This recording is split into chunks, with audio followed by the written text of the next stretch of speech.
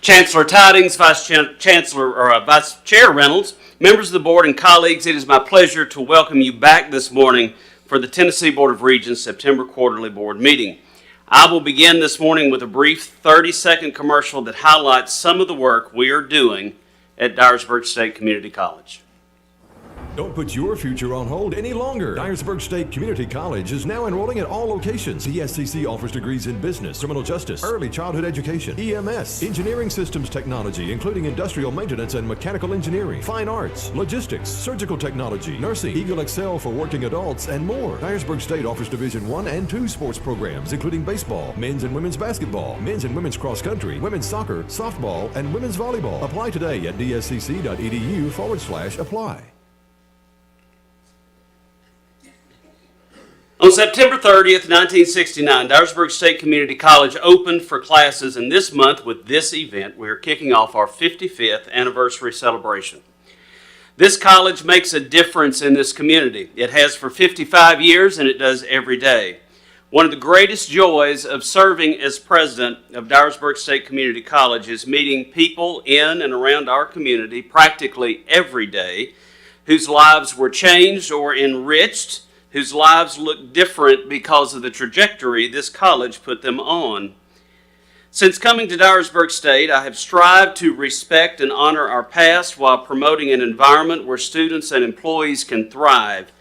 And as I contemplated what I might say to you this morning, I've decided to focus on several highlights of my 3 years at the college that honor our past as we continue to move forward in our service to students and community. Things maybe that are different in some way from the last time we hosted the board meeting in 2018. First, we have restarted, added, or in the process of adding several academic, athletic, and security programs that directly benefit our students. This year, we have reinvested in the arts, restarting both instrumental music, band programs, and theater programs at Dyersburg State. Although these programs enjoyed a long and successful tradition at the college, we've not had band in approximately 8 years or theater in over 3. If we have a local student who is passionate about the arts, we cannot attract that student. I know because I was one of them. When I attended Motlow State, I played in the band there and continued on to play in the symphonic orchestra at MTSU. We've hired both directors for both programs this fall and look forward to seeing their recruiting success. We've started an evening program called Eagle Excel geared toward working adults who want to earn a degree. This program allows students the opportunity to complete a degree one class at a time and finish on time in 2 years. Through a grant we received, we are starting culinary arts and esports, the latter of the two, both with an academic certificate through our IT program, as well as a competitive club. Next year, we will participate in 3 new sports that we are starting this year, referenced in the video: women's volleyball and men's and women's cross country. On July 1st, 2022, we added a campus police force, then with 1 police officer. We are building the patrol car as it drives down the highway, if you will, but in a short time, we have hired a chief, college officers for Dyersburg and Covington, and provide service for 3 of our TCAT institutions. TCAT Northwest with sites in New Bern, Ripley, and Covington, 2 locations for TCAT Henry Carroll, and TCAT Stanton. One of the things that I'm most proud of since I've come to Dyersburg State is the creation of the Eagle Access program. In 2022, we received a grant from the Tennessee Department of Developmental and Intellectual Disabilities to begin Eagle Access, the first program of its kind at a 2-year college in Tennessee. We are incredibly proud of this program and believe it speaks directly to the heart of our mission. Depending on the needs of the student, he or she takes a mixture of classes for credit or audit with real-life workforce skill training. After a broad-based survey and feedback from students, employees, retirees, alumni, and community members, we have rebranded the college. Because of the results of the survey, we retired our Tree of Knowledge logo, which you can see the original created in 1981 to the right of your screen. It had been the college logo in some form since 1982, and based on feedback, we have moved to a new logo, the Deagle, and are emphasizing our school colors across campuses and online. We've launched a new website, we've rebranded our fleet, and we are working building by building as time and resources allow to update our painting schemes and our furniture. We still have a lot of work to do, but our goal is for you to know that you are at Dyersburg State Community College when you are at Dyersburg State Community College. We've also named 2 buildings since 2018. First, in September 2022, we renamed our mathematics building the Dr. Karen A. Boyer Mathematics Building in honor of our 3rd president and president emeritus, Dr. Karen Boyer, and I can think of no mathematician better suited to have a mathematics building named in her honor.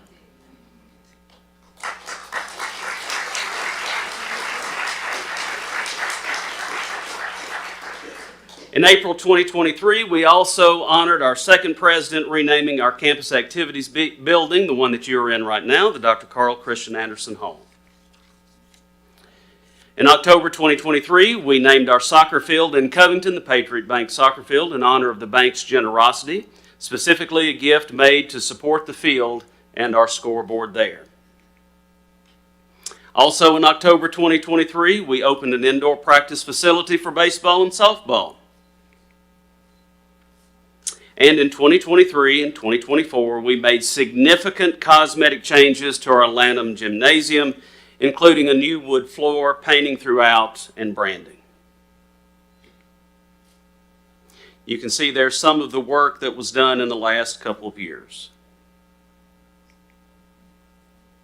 We've also painted and branded our administration building.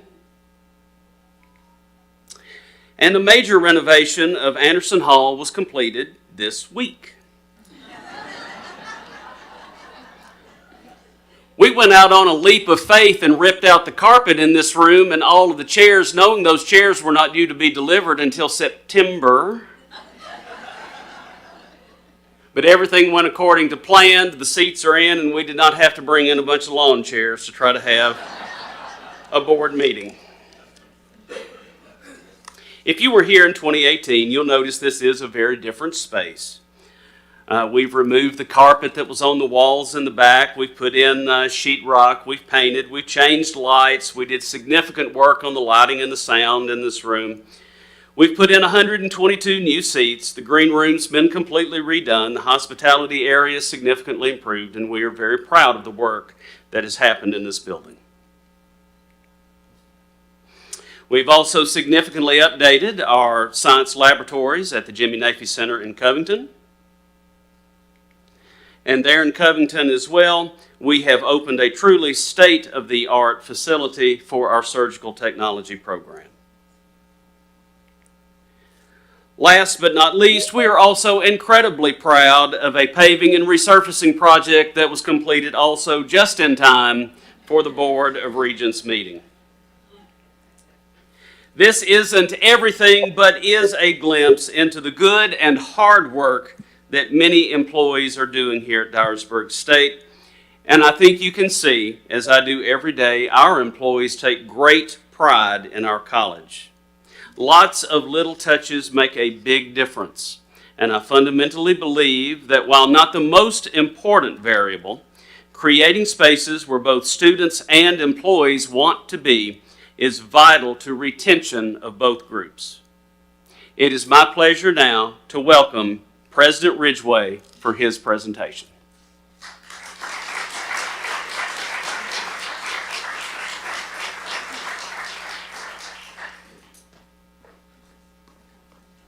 What's that?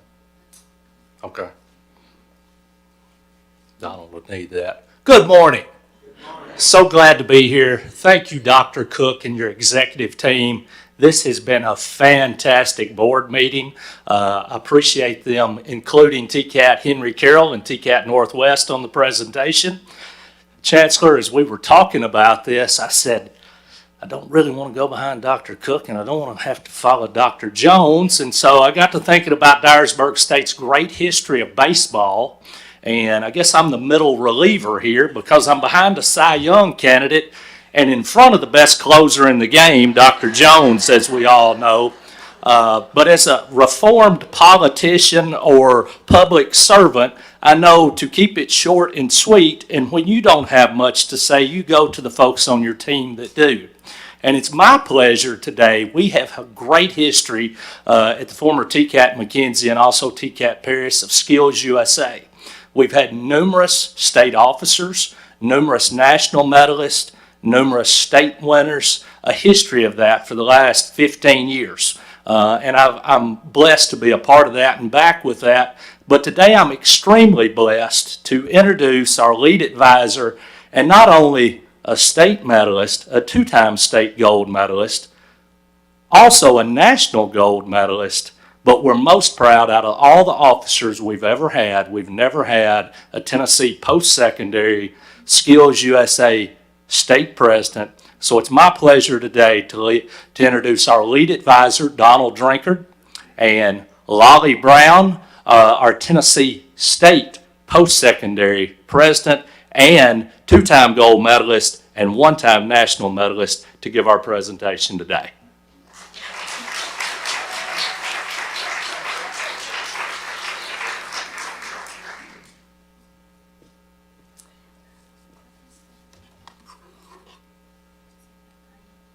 Okay. So while I had this chance in front of the regents, President Ridgway was a good hire. I just want y'all to know that. We're very pleased to have him leading us at TCAT Henry Carroll.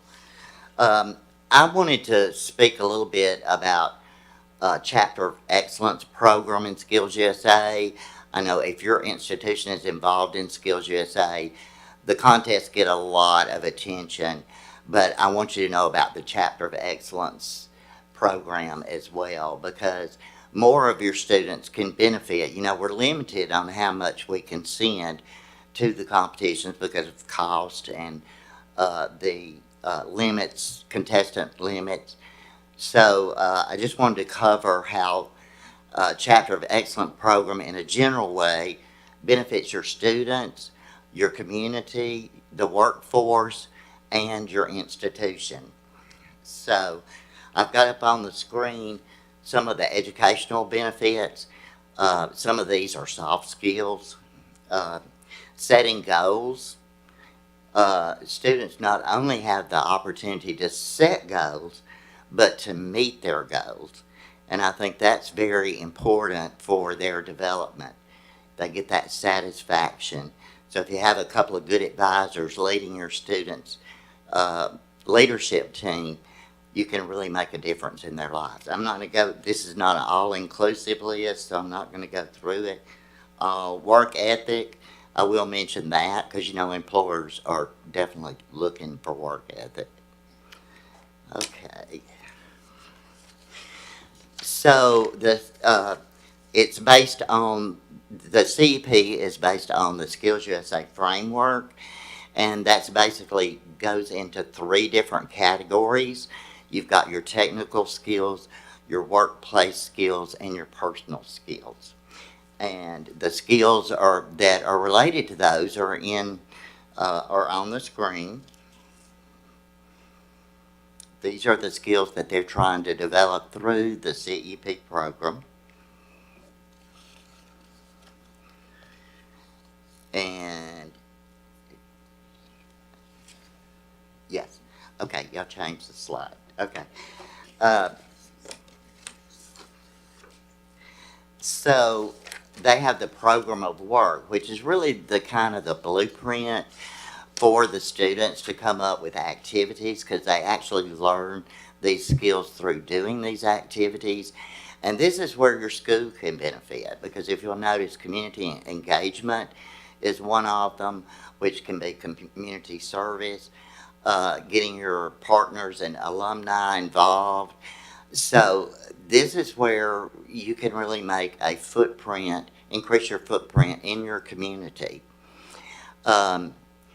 We had, I know TCAT Northwest is going to be having a health services day. They're going to have blood drive and different health screenings.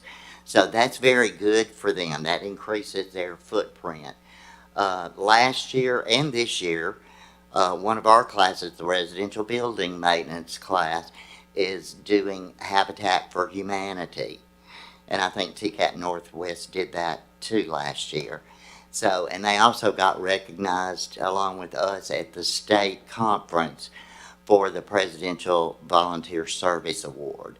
So that's that's a big deal. So we did have success in all areas. Chapter of Excellence program does give the students a chance to look. They use SMART goals: specific, measurable, achievable, relevant, and time bound. So that's that's how they set their goals. And at the end of their activities, they evaluate those goals and they see what maybe they could have done better. So it is a good experience for your students and for the for your workforce, for your school, and for your community. So I'm going to let the star of our show, Lolly Brown. Lolly Brown is a graduate from my program, Health Information Management. She graduated this summer. She's working at Henry County Medical Center, and she really excelled and took advantage of everything that Skills USA had to offer. So I just want to introduce and give a good welcome to Lolly Brown.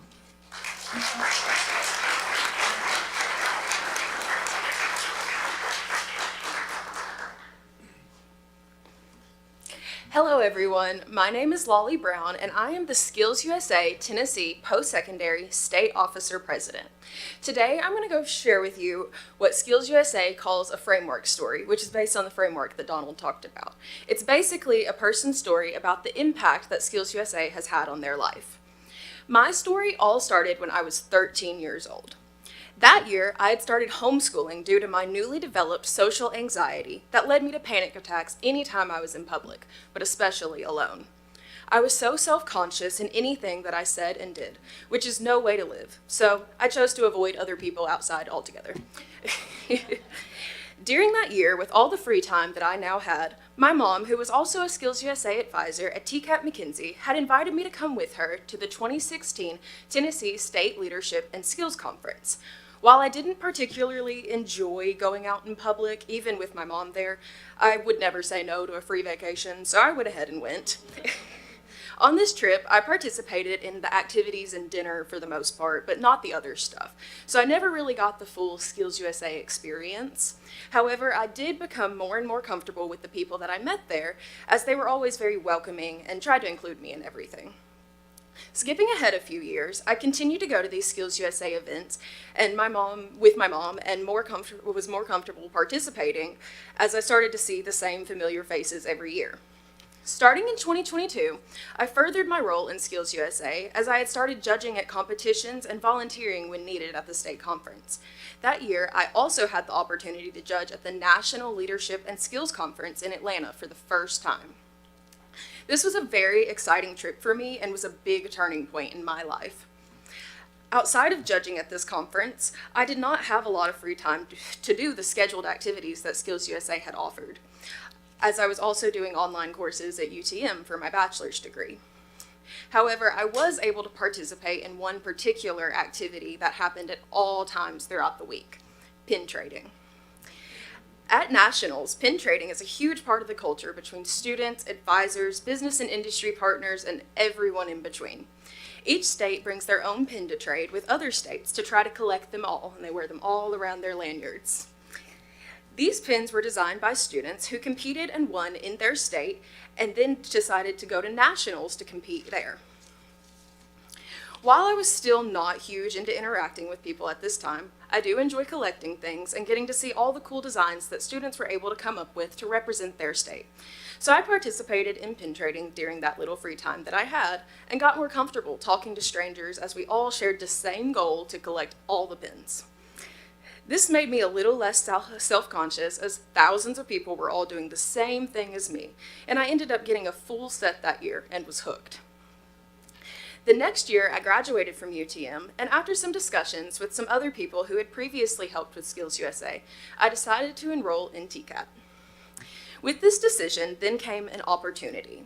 I was now able to get the full experience of Skills USA as a student. I decided that with this opportunity, I wanted to run for state office, just like those who I'd looked up to in the past years. This was a huge step for me, as I knew this would take a lot of facing fears, but I also knew this was my only chance to do it. I started by becoming a local officer at my school, TCAT Henry Carroll, and with the help of my instructor and Skills USA advisor, Donald Drinkard, and many of my fellow students, we put together a campaign for that following fall. I went to nationals again that year and really started putting myself out there, in pin trading, of course, but also in casual conversations with many people that I knew I would be seeing more of if I become a state officer. This was also when I got my trusty red jacket. This red jacket and I have gone through a lot together since then. I ran for state office that October, talked to students and advisors from all over the state, had my first real interview, gave my first speech in front of hundreds of people, and then was elected the 2023-2024 Skills USA State Officer President. After that, my life became a real roller coaster, or maybe a fever dream.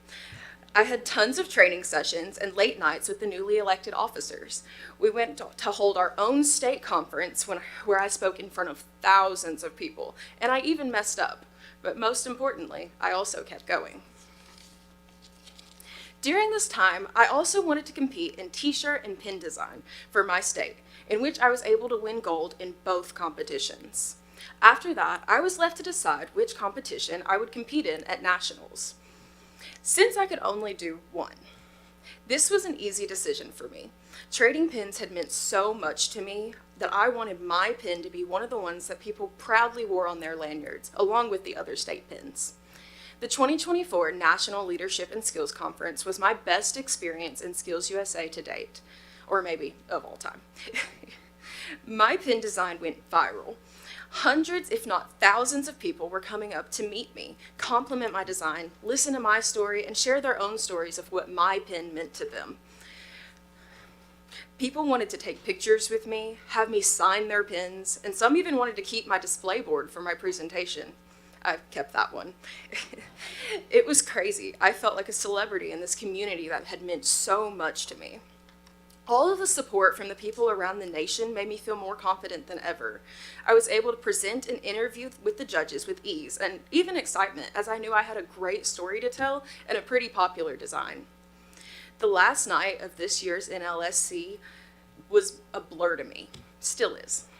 That night, the once 13-year-old girl whose biggest fear was people noticing her went up on stage in front of thousands and thousands of people to receive her national gold medal. I went on to graduate.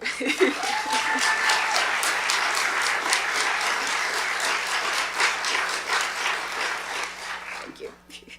I went on to graduate with high honors in health information management this past August, and my internship at a local hospital turned into a full-time position in a field that I love. That is the impact that Skills USA has on our students.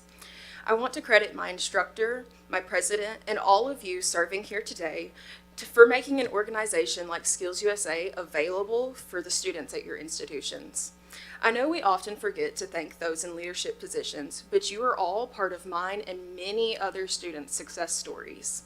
So to show our appreciation, we would like to give each of you, along with our college presidents, the pin that I designed and won that gold medal with, to remind you of who we are advocating for. Regent members, yours are on the tables in the pink envelopes, and presidents, yours are outside on the table if you haven't gotten it that already. I hope you remember the over 14,000 students in Tennessee Skills USA College Division, and that our appreciation to all of you. Thank you.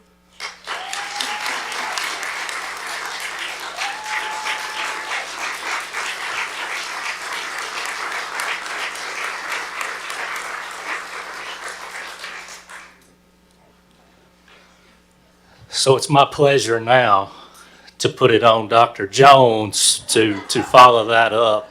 But from one rock star, Lolly Brown, to another rock star, Dr. Yolanda Jones, it's been a pleasure. Thank y'all, and thank you, Dr. Cook, for the hospitality, Dr. Jones.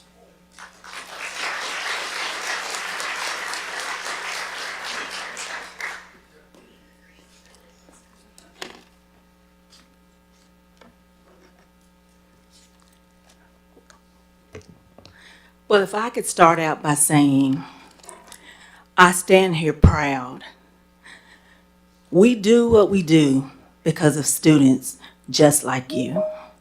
We want to change lives each and every day, and you are the perfect example. Let's give her another round of applause.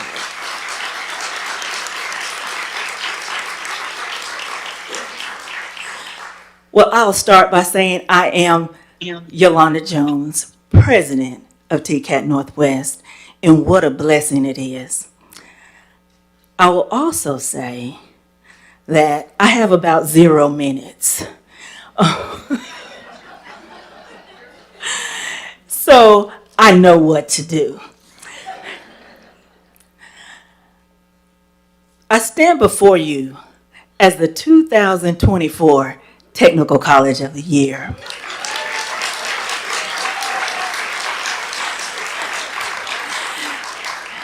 And before I go any further, I would like my TCAT family to stand up from Northwest, because Northwest is the best.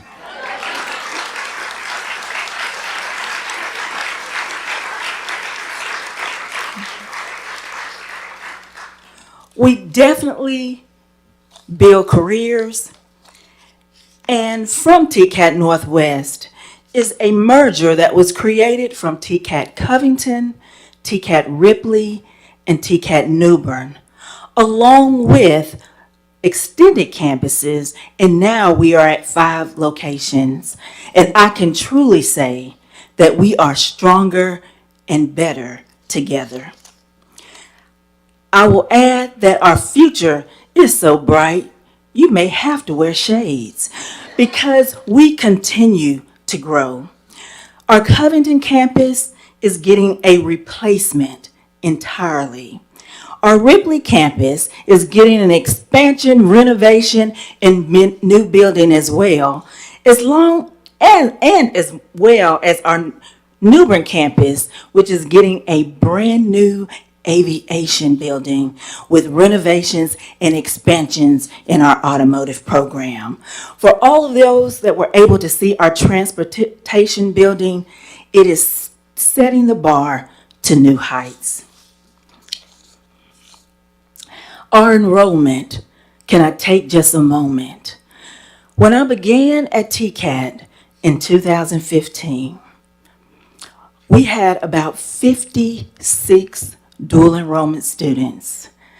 Today, I stand before you with 2,000 dual enrollment students.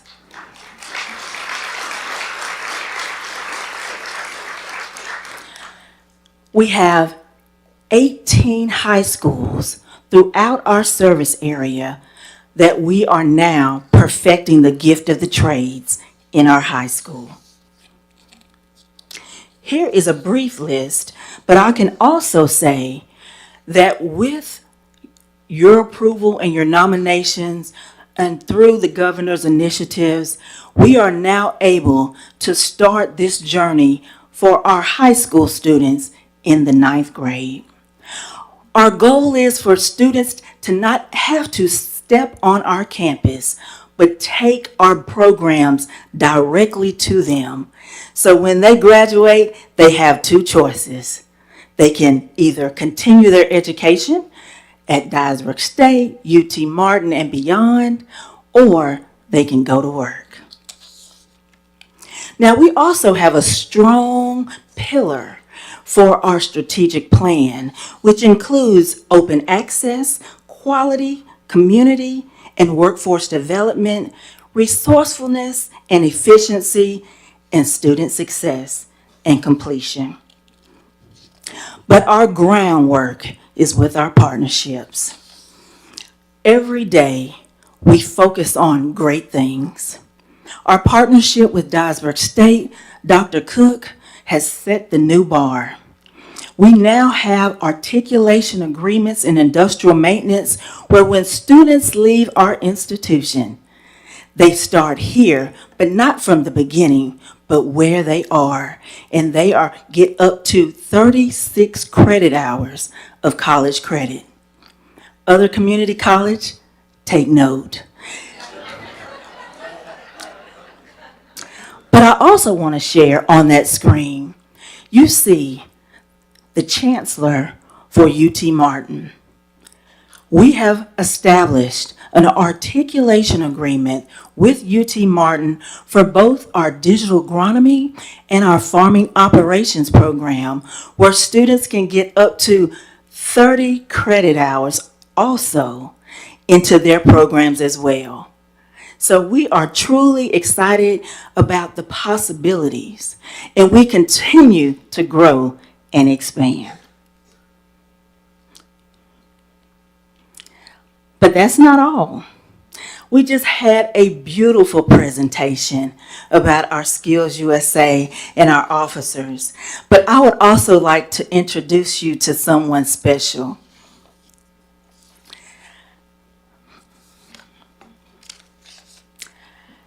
Now, for us, we went to our state competition.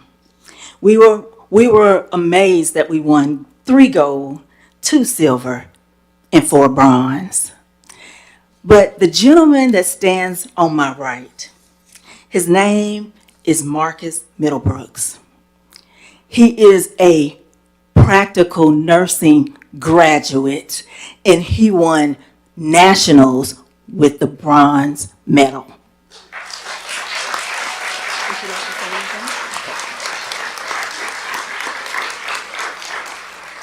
Now, when I say proud, I say proud. When we speak life into our students in every possible way, this young man probably never knew his capabilities, but now he stands before you employed, making good money. Thank you, Mark.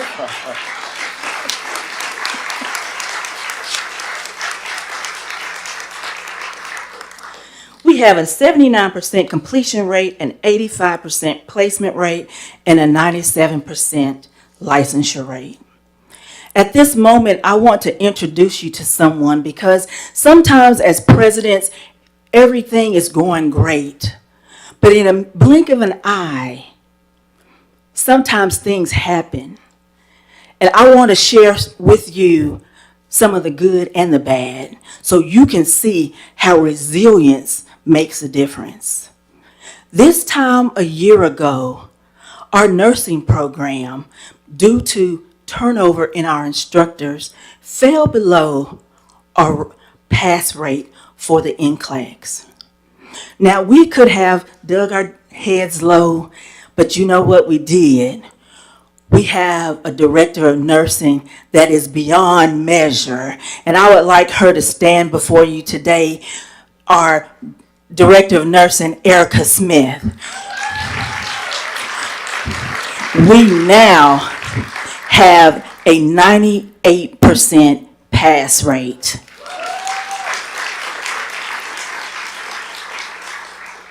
Sometimes the journey may be hard, but I will tell you, and everyone that sits in this room, we are committed. We are dedicated, and we speak life. When I was offered this position before the day I started, I sat in my car and I said, how will I make a difference? And to me, the 10 commitments came to me. And it said, I will. This is how we empower our students at TCAT Northwest, because we say, I will. I will work hard. I will be a team player, and I will be a critical thinker. I will be on time. I will be respectful and honest, and I will dress for success. I will be a future leader. I will be highly skilled and the best at what I do, and I will set an example for others to follow. I will tell you that if we empower our students for this next generation, mindsets will change. I encourage all of us to speak life because that's what changes minds. That's what changes people. We must continue to speak life.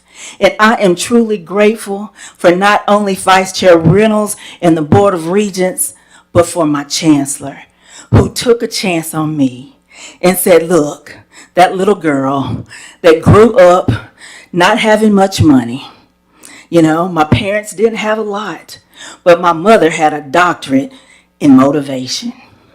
She empowered me. She inspires me to this day to be the best.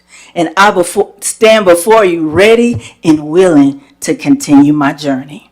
But before I end today, because I am so thankful, when I started at the TCAS, our buildings were not that great, but the inside were filled with dedicated faculty, staff, and students that wanted to make a difference in this region. But not too long ago, all of that started to change, all around this great state. So at this time, I would like all of my TCAT presidents to come forward so we can make a presentation to our chancellor on behalf of our institutions. They're like, what?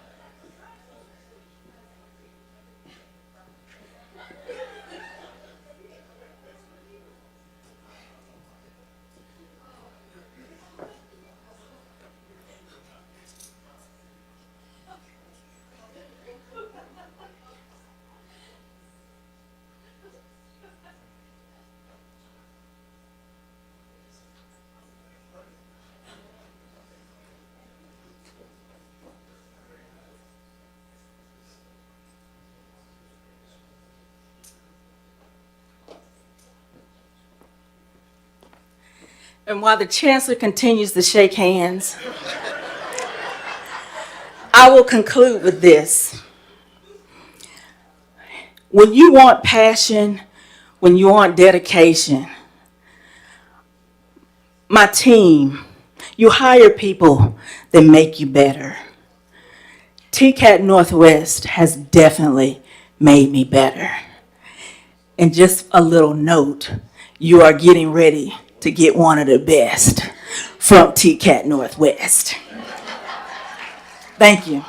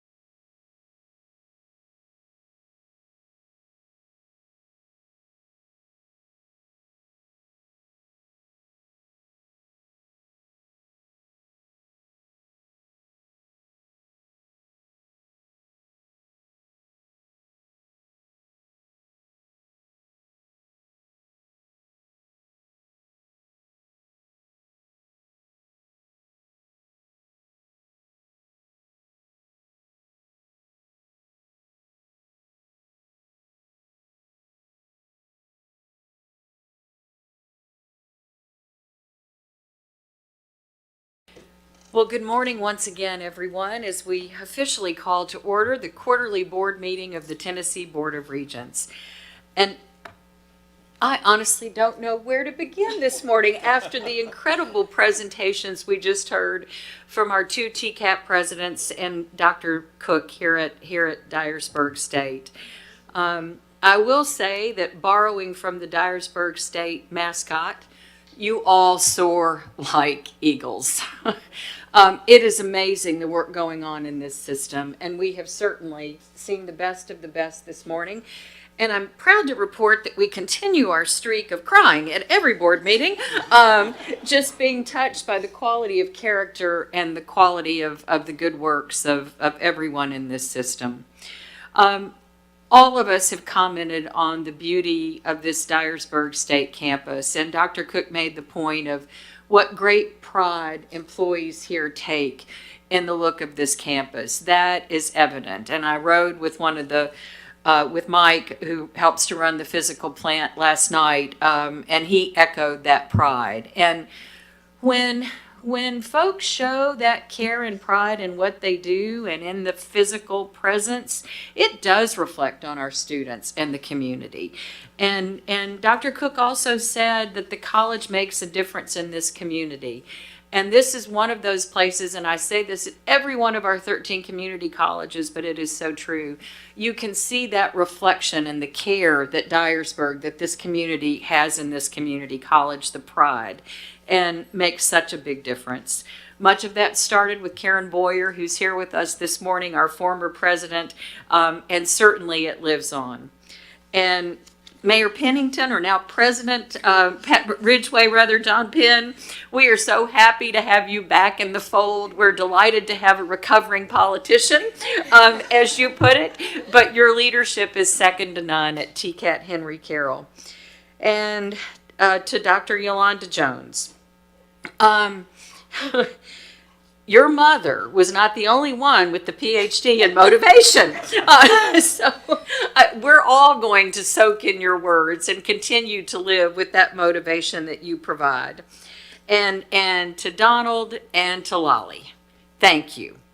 Your willingness to tell your story, Lolly, as a 13-year-old who was afraid to go out of the house, and the time that your mother invested in you and her knowledge and commitment to Skills USA, what an incredible young woman she has raised.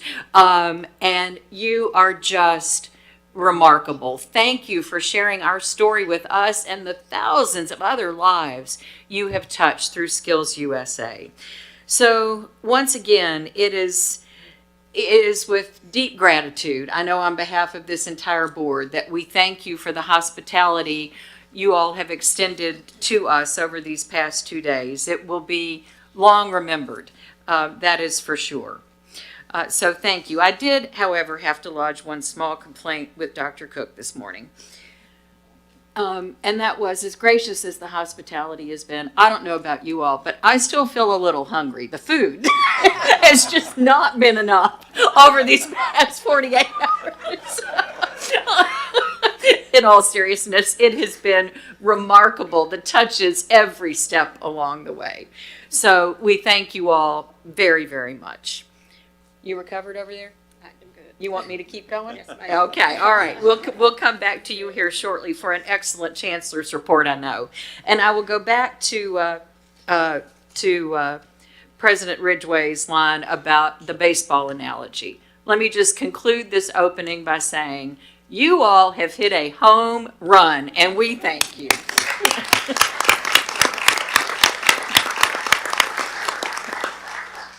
So with that, let's do a little business this morning.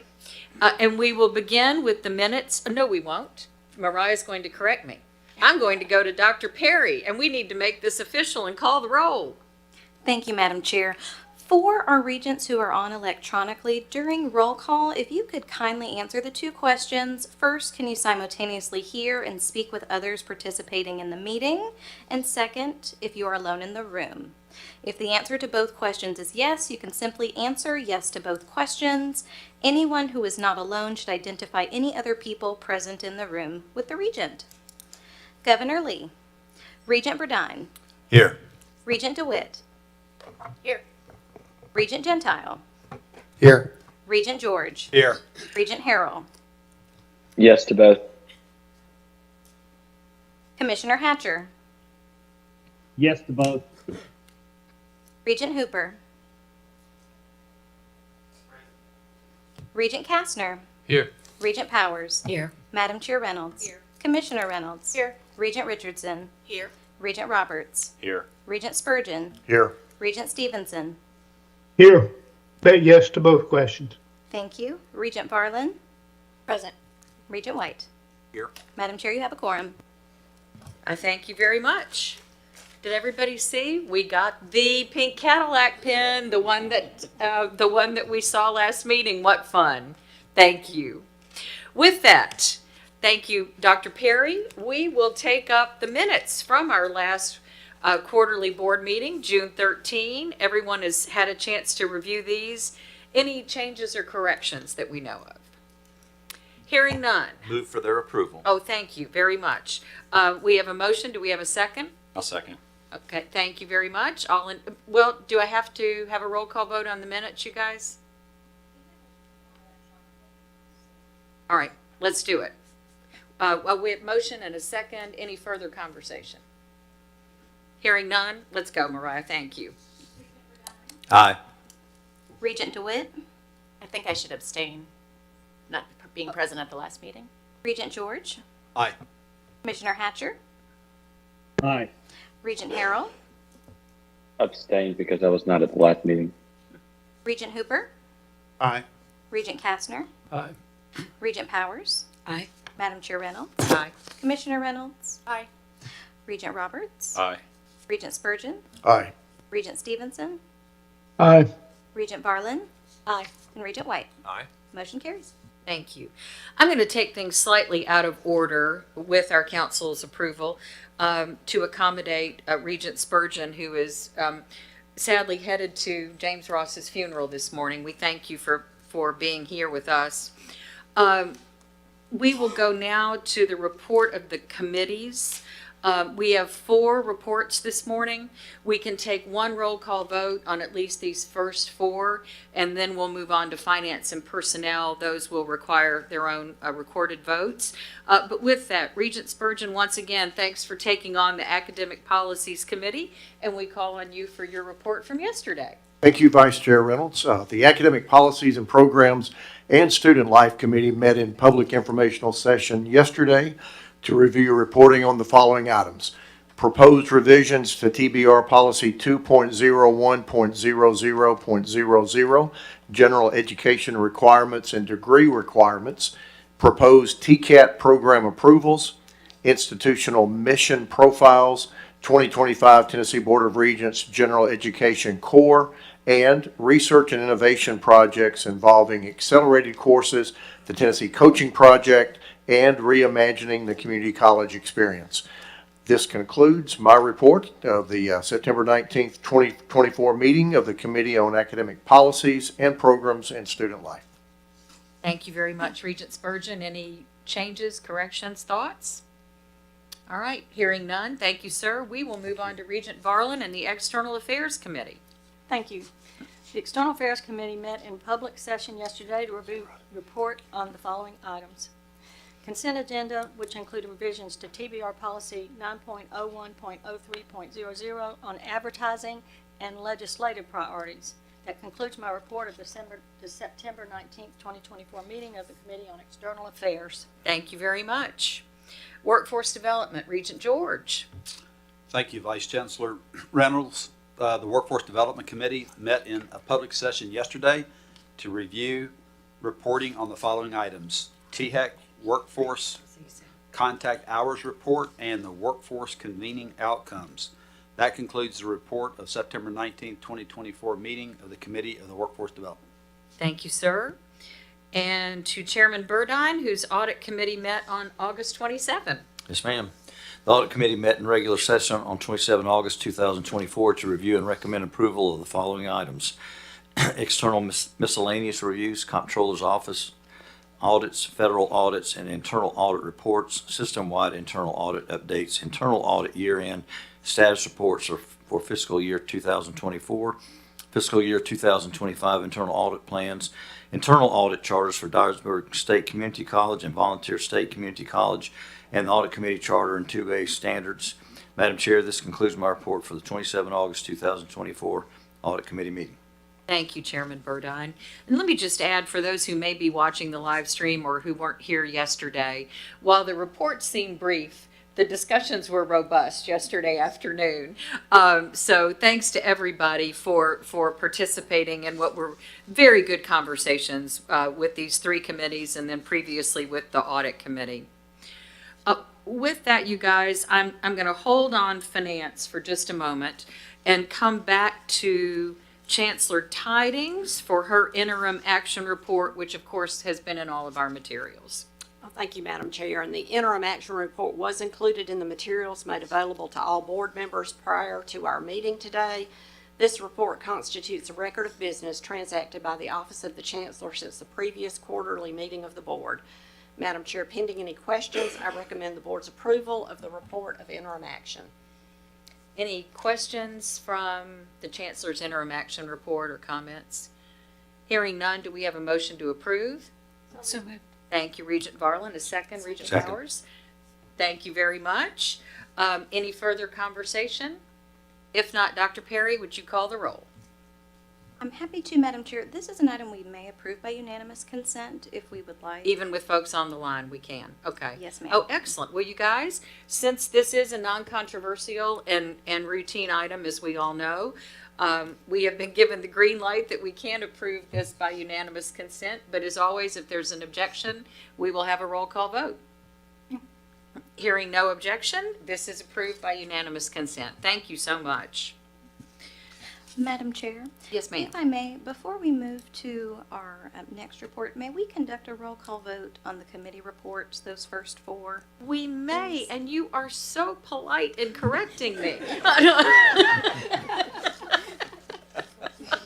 Exactly. Thank you so much, Mariah.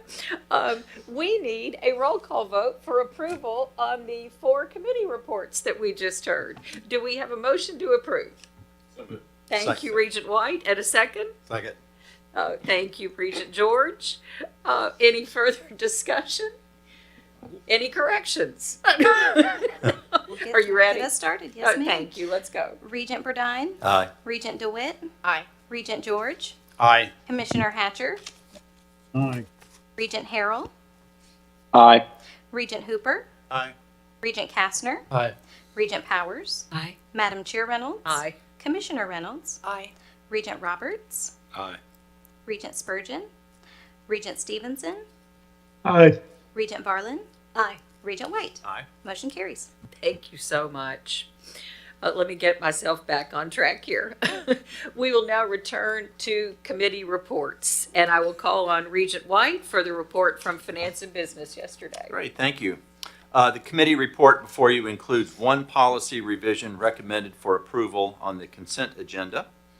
In addition, the fiscal year 25-26 legislative priorities budget was presented, and I should say it was expertly presented and rigorously and vigorously discussed. As committee chair, I move the board approve the report of the September 19, 2024 meeting of the Committee of Finance and Business Operation, which includes the fiscal year 25-26 legislative priorities budget request and the single policy revision. Thank you, sir. We have a motion from the committee. We need a second. I'll second. Thank you, Regent George. Any further discussion? Hearing none, this requires a roll call vote given the financial nature of these decisions. So, once again, Dr. Perry. Regent Burdine? Aye. Regent DeWitt? Aye. Regent George? Aye. Commissioner Hatcher? Aye. Regent Harrell? Aye. Regent Hooper? Aye. Regent Kastner? Aye. Regent Powers? Aye. Madam Chair Reynolds? Aye. Commissioner Reynolds? Aye. Regent Roberts? Aye. Regent Stevenson? Aye. Regent Varlin? Aye. Regent White? Aye. Motion carries. Thank you very much. And from the Personnel and Compensation Committee, Chairman Powers. Thank you, Madam Chair. The Personnel and Compensation Committee met on September 19th to review and recommend approval of the following items: a faculty promotion and corresponding increase at Pellissippi State Community College, an additional salary increase correction for a faculty member at Pellissippi State, revisions to policy 6.04.00.00 pregnancy, childbirth, and related medical conditions, and faculty emeritus recommendations. As committee chair, I move that the board approve the report of the September 19th, 2024 meeting of the Committee on Personnel and Compensation as presented. I'll second. Thank you very much. We have a motion and a second from Regent Burdine. Any discussion? Hearing none. One more time. Roll call vote. Regent Burdine. Aye. Regent DeWitt. Aye. Regent George. Aye. Commissioner Hatcher. Aye. Regent Harrell. Aye. Regent Hooper. Aye. Regent Kastner. Aye. Regent Powers. Aye. Madam Chair Reynolds. Aye. Commissioner Reynolds. Aye. Regent Roberts. Aye. Regent Stevenson. Aye. Regent Barlin. Aye. And Regent White. Aye. Motion carries. Thank you very much. With the committee reports, now a matter of record, let's turn back to our external affairs chair once again for always one of my favorite reports, and those are the recent presentations of the Regents Award for Excellence in Philanthropy. Thank you very much, Vice Chair Reynolds. The Tennessee Board of Regents Award for Excellence in Philanthropy is a unique designation. Since 2003, TBR has been honoring the dedicated philanthropists and corporate partners who generously donate their time and finances to TBR institutions through its Excellence in Philanthropy Awards. Today, we will acknowledge the award recipients from presentations made on July 29th and July 30th, 2024. State Representative Greg Vidal, President and co-founder of Morning Point Senior Living, accepted the 2024 Regents Award for Excellence in Philanthropy as nominated by Chattanooga State Community College. The award was presented by Regent Tom Light during a ceremony in the Gerald McCormick Center held on July 29, 2024.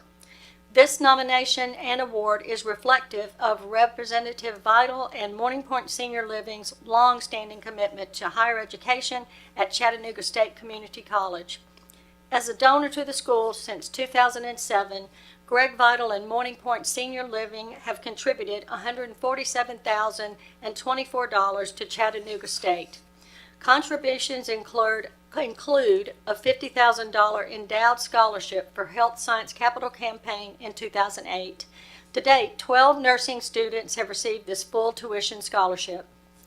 Greg Vidal and Morning Point continue to be the presenting sponsor and co-host for Chattanooga State's signature fundraising event, the Dinner of First. Proceeds from the event fund scholarships for first-generation students.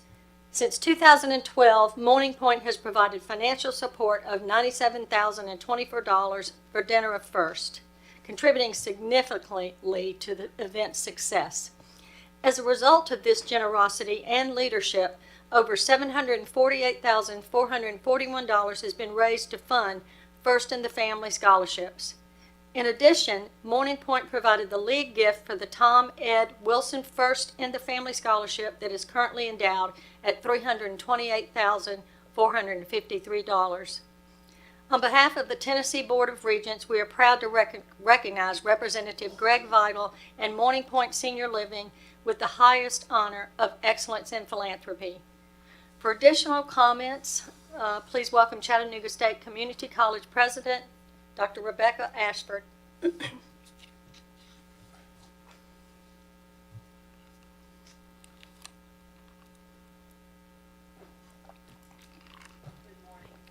Good morning.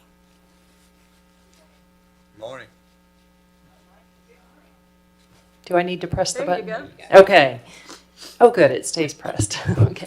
Vice Chair Reynolds, members of the Board of Regents, Chancellor Tidings, thank you so much for the opportunity to speak with you today and just add additional comments which might be a little bit repetitive regarding State Representative Greg Vidal and his contributions to Chattanooga State Community College, but also to the Tennessee Board of Regents as a whole.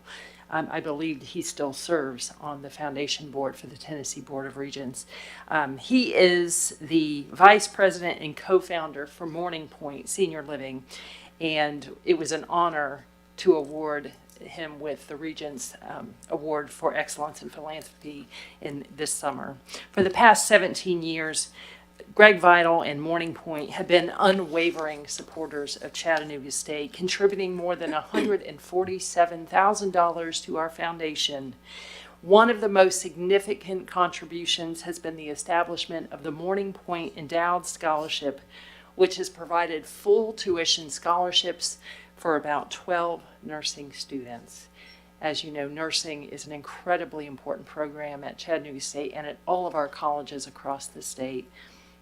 Since 2012, Morning Point has been the presenting sponsor for the Dinner of First, and Greg Vital has served as a co-host for Dinner of First. Dinner of First is our biggest fundraiser of the year, and it provides scholarships for students who are the very first in their families to attend college.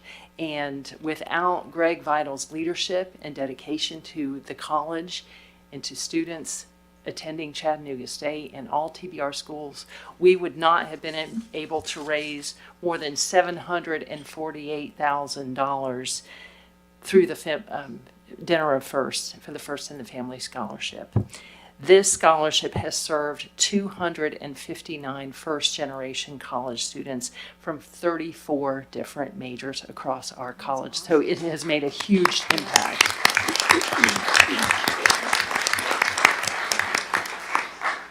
Because of Representative Vital's leadership, we were able to establish the Tom Ed Wilson First in the Family Scholarship, which is now endowed at $328,000. We are very proud of this scholarship.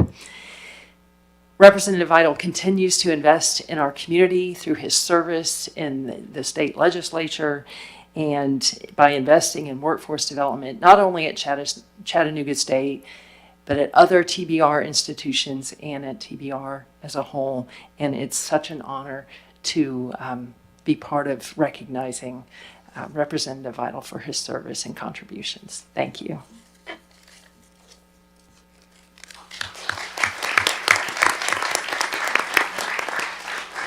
Thank you so much, President Ashford. I would now like to recognize Regent Tom White for any additional comments, because he was able to participate. Yeah, I got to make the presentation to Representative Vital, and it just, to me, it just kind of brings together what this is all about. He's a tremendous supporter of not only Chattanooga State but also Cleveland State.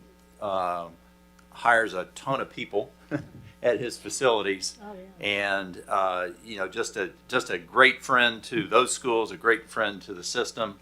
I'd be remiss if we've mentioned the Tom Ed Wilson Scholarship, and Tom Ed Wilson, for those of you who did not know him, was a banker in the Chattanooga area, but also head of the Chattanooga Chamber of Commerce, and just a wonderful man. If he were still with us, he would be probably have him on this board instead of me. But he was another great friend to Chattanooga State, and just a wonderful man. So I wanted to reflect his great contribution as well. Thank you so much, Regent White. Now we are going to move on to the second award, which I have the great pleasure of highlighting today, Dr. Karen A. Boyer. Dr. Karen Boyer accepted the 2024 Regents Award for Excellence in Philanthropy as nominated by Dyersburg State Community College. The award was presented by Regent Kyle Spurgeon at the Dyersburg State Community College Annual Foundation Dinner on July 30th, 2024. This nomination and award reflective of Dr. Boyer's commitment to giving back to students in the community. Dr. Boyer has contributed to the Dyersburg State Annual Fund since 1986 and awarded more than 113 scholarships to deserving Dyersburg State students since 2008. Dr. Boyer established the Carlton Boyer Memorial Endowed Scholarship, the Karen Boyer Scholarship, and the Laurent Dittmer Scholarship. Dr. Boyer has a cumulative giving total to Dyersburg State of $197,419. as of February 2024. In addition to her cumulative giving, she has made a significant planned gift to the college. The annual fund campaign, which she started in 1985 and 86, has a cumulative total of $39,495,998. That's a big total. I'm sitting here trying to figure out, well, how do I say that? And the foundation investments, which she began in 1989, are valued at $11,094,696. Her vision, I know.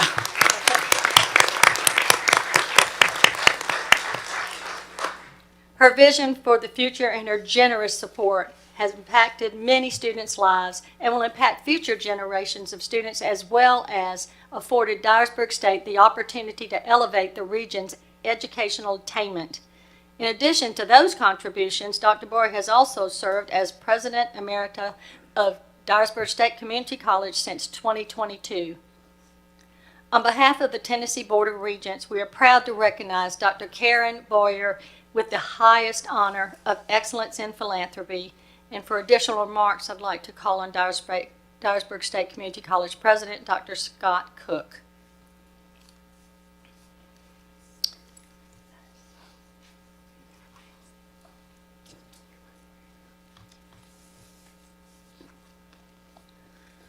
Good morning again. Dyersburg State Community College is truly honored to have nominated Dr. Karen Boyer for the Regents Award for Excellence in Philanthropy. I'm truly honored to speak to you this morning regarding Dr. Boyer's nomination, award, and accomplishments. If you know Dr. Karen Boyer, you know she is truly a Renaissance woman. She knows more about more things than any person I have ever known. But one of her most admirable qualities is her lifelong passion and dedication to students. For those of you who are new to the board, I highly recommend that you get to know Dr. Boyer. She joined Shelby State Community College in 1972, the year the Board of Regents was formed, and has served the board in some capacity ever since, currently serving as our President Emeritus. During her 37-year tenure as president of Dyersburg State Community College, she built a reputation not just in our community or in our state, but throughout the Southeast and even the country, as a passionate fundraiser who dedicated her time to helping students who could not afford to attend college, helping them to find their pathway to a better life. In fact, when I started telling colleagues in Kentucky that I had been named the next president of Dyersburg State Community College, I can remember a colleague from East Kentucky who came to Kentucky via Washington State. She asked where I would be going, and I said, I'll be the next president of Dyersburg State Community College, and she did not congratulate me. She simply looked at me and said, well, I hope you can fundraise. Of the many qualities of Karen Boyer I personally admire, it's her ability to walk the walk and talk the talk that I respect most, and please let me explain. As mentioned, she started our annual fund campaign in 1985 and our foundation in 1989. Since their inceptions, the annual fund has raised approximately $40 million to benefit our students, and foundation investments are now valued at $11.5 million. While always advocating for students' needs and never shying away from an ask, she has personally contributed now some $200,000 to our fundraising efforts at the college, and as mentioned, with a planned gift as well. I am so pleased that Dr. Boyer was selected for this honor. Through the years, many have called her professor, even more have called her president, and I'm truly one of the lucky ones who get to call her friend. It is my honor now to welcome Dr. Karen Boyer to the podium to share a few words of appreciation with the board. Thank you.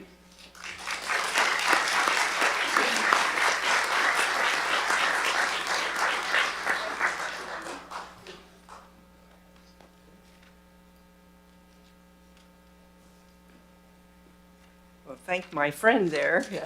Really a pleasure to receive this award or this recognition here in Dyersburg. So thank you, Madam Chair, for allowing this to happen today, and certainly the board members and Chancellor Tidings for approving all of this. So, but it all started here at Dyersburg State with President Cook, so I appreciate him and all the good work that he's doing. And Kyle Spurgeon was here for the award ceremony, so I really appreciate him coming up the road. And Kyle and I have been friendly competitors for years. You know, companies would look at Dyersburg or they'd look at Jackson and decide, you know, on one or the other. And we were always, but whatever we could do to help this region grow was important. And we have become friends and appreciate each other's contributions for sure. But I also want to thank you for allowing me to serve as President Emerita. It's really been a pleasure the last couple of years, and it's been a delight to work with Dr. Cook. We've been focusing pretty much on fundraising, surprise, surprise, right? But, and we'd like to make a lot more of our donors eligible for this award. So I know President Cook is looking forward to recommending a lot more people from this region to receive the Philanthropy Award. But I wanted you to know that really the Board of Regents is what got us going in fundraising here at Dyersburg State. Back in about 1995 or maybe 1985 or 84, David White was a member of the Board of Regents. And David proposed centers of excellence for the universities and centers of emphasis for the community colleges. And in order to get that money, we had to raise money. And so the chancellor at that time, Roy Nix, said, Dr. Boyer, you're going to have to get out and raise that money because you can't use any money at Dyersburg, or there isn't any money at Dyersburg State that will match this award. So it was $132,000 that we would get for a center of emphasis, and that meant we had to raise $66,000. And Ed Lanham with Forkham Lanham here in Dyersburg built the college, actually. And so I asked Ed to help me form a campaign. He said, you'll never raise $66,000, you know. I said, well, let's try. And we raised about $144,000 that first year. And as we said, it's grown now tremendously. And I really look forward to seeing it double, triple, I'm sure, before too long. And thank you all for your support. And we'll keep at it here, see what we can do for all of these good students. So thank you.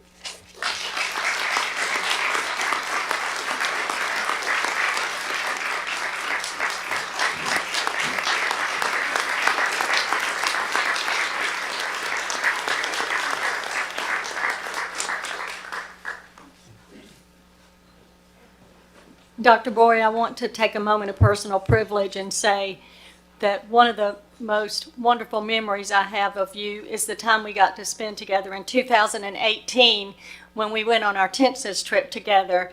And for any board members that haven't done that, it's a great way to get to know in a really special way the people that run these colleges and are there. But it was wonderful, and she is a very special woman that does know a little bit, sometimes a lot, about everything.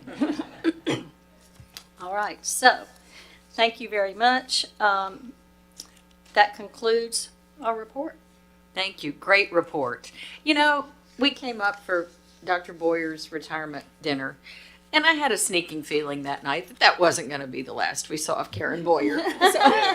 And we couldn't be happier. So thank you so much.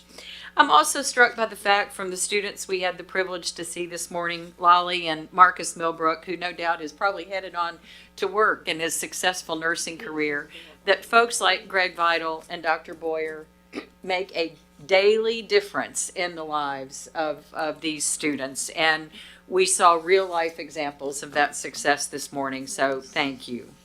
Chancellor, pretty soon you will be going from groundbreakings to ribbon cuttings. That's right. So I don't maybe we'll give you a giant pair of scissors now that you've got the shovel. I have to say, I'm not going to try to make you cry again, but to your TCAP presidents, what a tremendous tribute to you this morning. at this, as you always say, historic and generational investment in our TCAT. So well done. That was one of the most sincere and touching things we have seen. So, oh, sorry, stop. But well done. Yeah. It is time for. Yeah, am I right on schedule here? Yes, it is Time for my your report. Let's go. Let's make me cry right before I do this. I do have to say to all of the presidents here, what we're doing and what we're accomplishing certainly has nothing to do with me sitting in this chair. It is because of each and every one of them that are sitting out there. And so to have you say thank you to me means more than you will ever know. Let's go on to business. You asked me to talk about, and what I'd like to do first, I do have several things this morning that I want to bring before the board, but the first one I'd like to talk about is Tennessee Promise, a decade of success. As most of you realize, we are celebrating our 10th year of Tennessee Promise this year. And some of the background on Tennessee Promise, that Tennessee, the overall percentage of Tennesseans with college degrees or other post-secondary credentials and college-going rates at our high schools were well below the region and the national average when we started this 10 years ago. Employers were concerned about the quality and the quantity of students that they were turning out. So as a result of that, many things were put in place.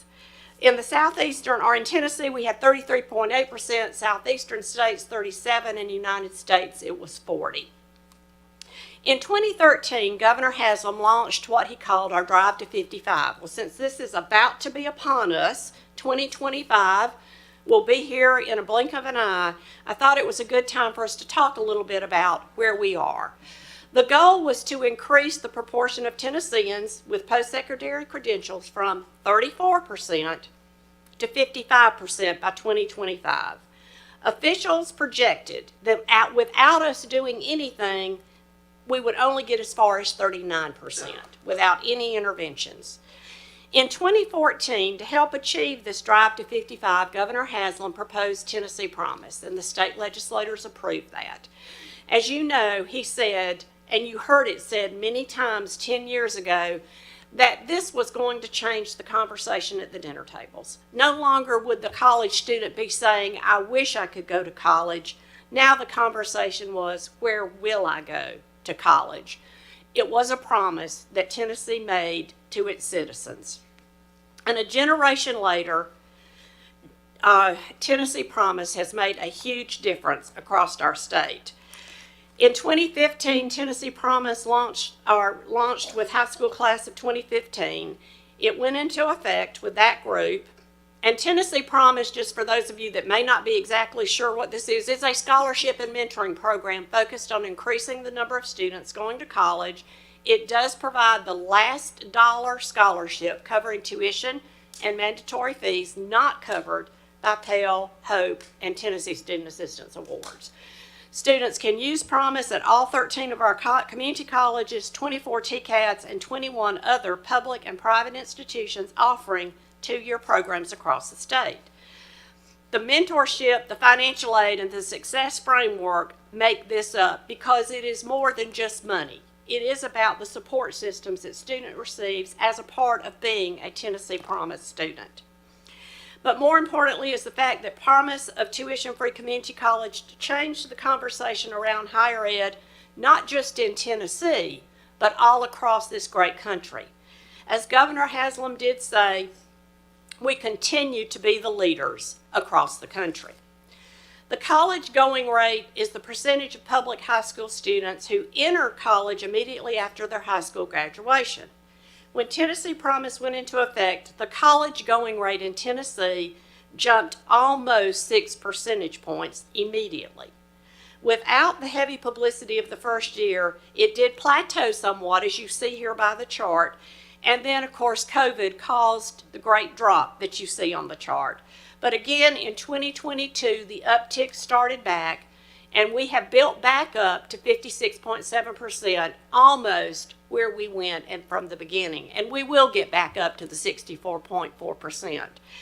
Many of this year, and the 10th anniversary, Tennessee Promise and the legislators and more promotion at this point, we have now served 150,000 students across the state with Tennessee Promise. That's $270 million being paid in that last dollar Promise scholarship since that date. Also, when I talk about the mentors, we can't talk about Tennessee Promise without our partners that make this work possible. That's the Ayers Foundation, Tennessee Achieves, and of course THEC. So without those people who are helping do the recruiting, helping provide the mentors, this would not be as successful as it has been across this state. If you look across our great nation where other people have tried to implement just the dollar scholarship without the support systems, they're not having the success that we have with all of the people that are engaged in this work across our system. Tennessee Reconnect was the next step. In 2018, we again realized we weren't going to reach Drive to 55 if the only people we were attracting were new high school graduates. We needed our adults to come back to school. The people that did not have any college credentials needed to come back and get training in order for us to reach that goal. In the very first year of Drive to 55, we had 14,000 adults return to college for further training. That's huge. And again, we cannot thank Governor Haslam, the Tennessee legislators, and THEC for initiating all of this great work. All of this underscores the mission of TBR. Our Student Success and Workforce Development platform, we would not be nearly as successful as doing what we do without it. It underscores our open access, our completion, and our community and workforce development goals. Applying for the Tennessee Promise, you fill out the application for Promise first while still in high school. That is open to seniors August 1st through November 1st. Then they fill out the FAFSA, which opens on April the 15th. Then they apply to the college of their choice. And all the great work that you saw Dr. Lemming present to you yesterday about simplifying that application process, again, is to help increase the numbers that we have applying to our college and make it as simple as possible as a process for them. After meeting with their mentors, they do complete the 8 hours of community service, and then the mentors do assist them in providing and working with Ayers, Tennessee Foundation, and renewing their FAFSA every year. The key takeaways in Tennessee Promise: it's helped students avoid debt, it's enabled college access for disadvantaged Tennesseans, increased our college going rate. By requiring the FAFSA to be filled out in high school, this gave more students access to more financial aid than they even realized that they had available to them. It did change the college going conversation and the culture across Tennessee. It increased our success outcomes.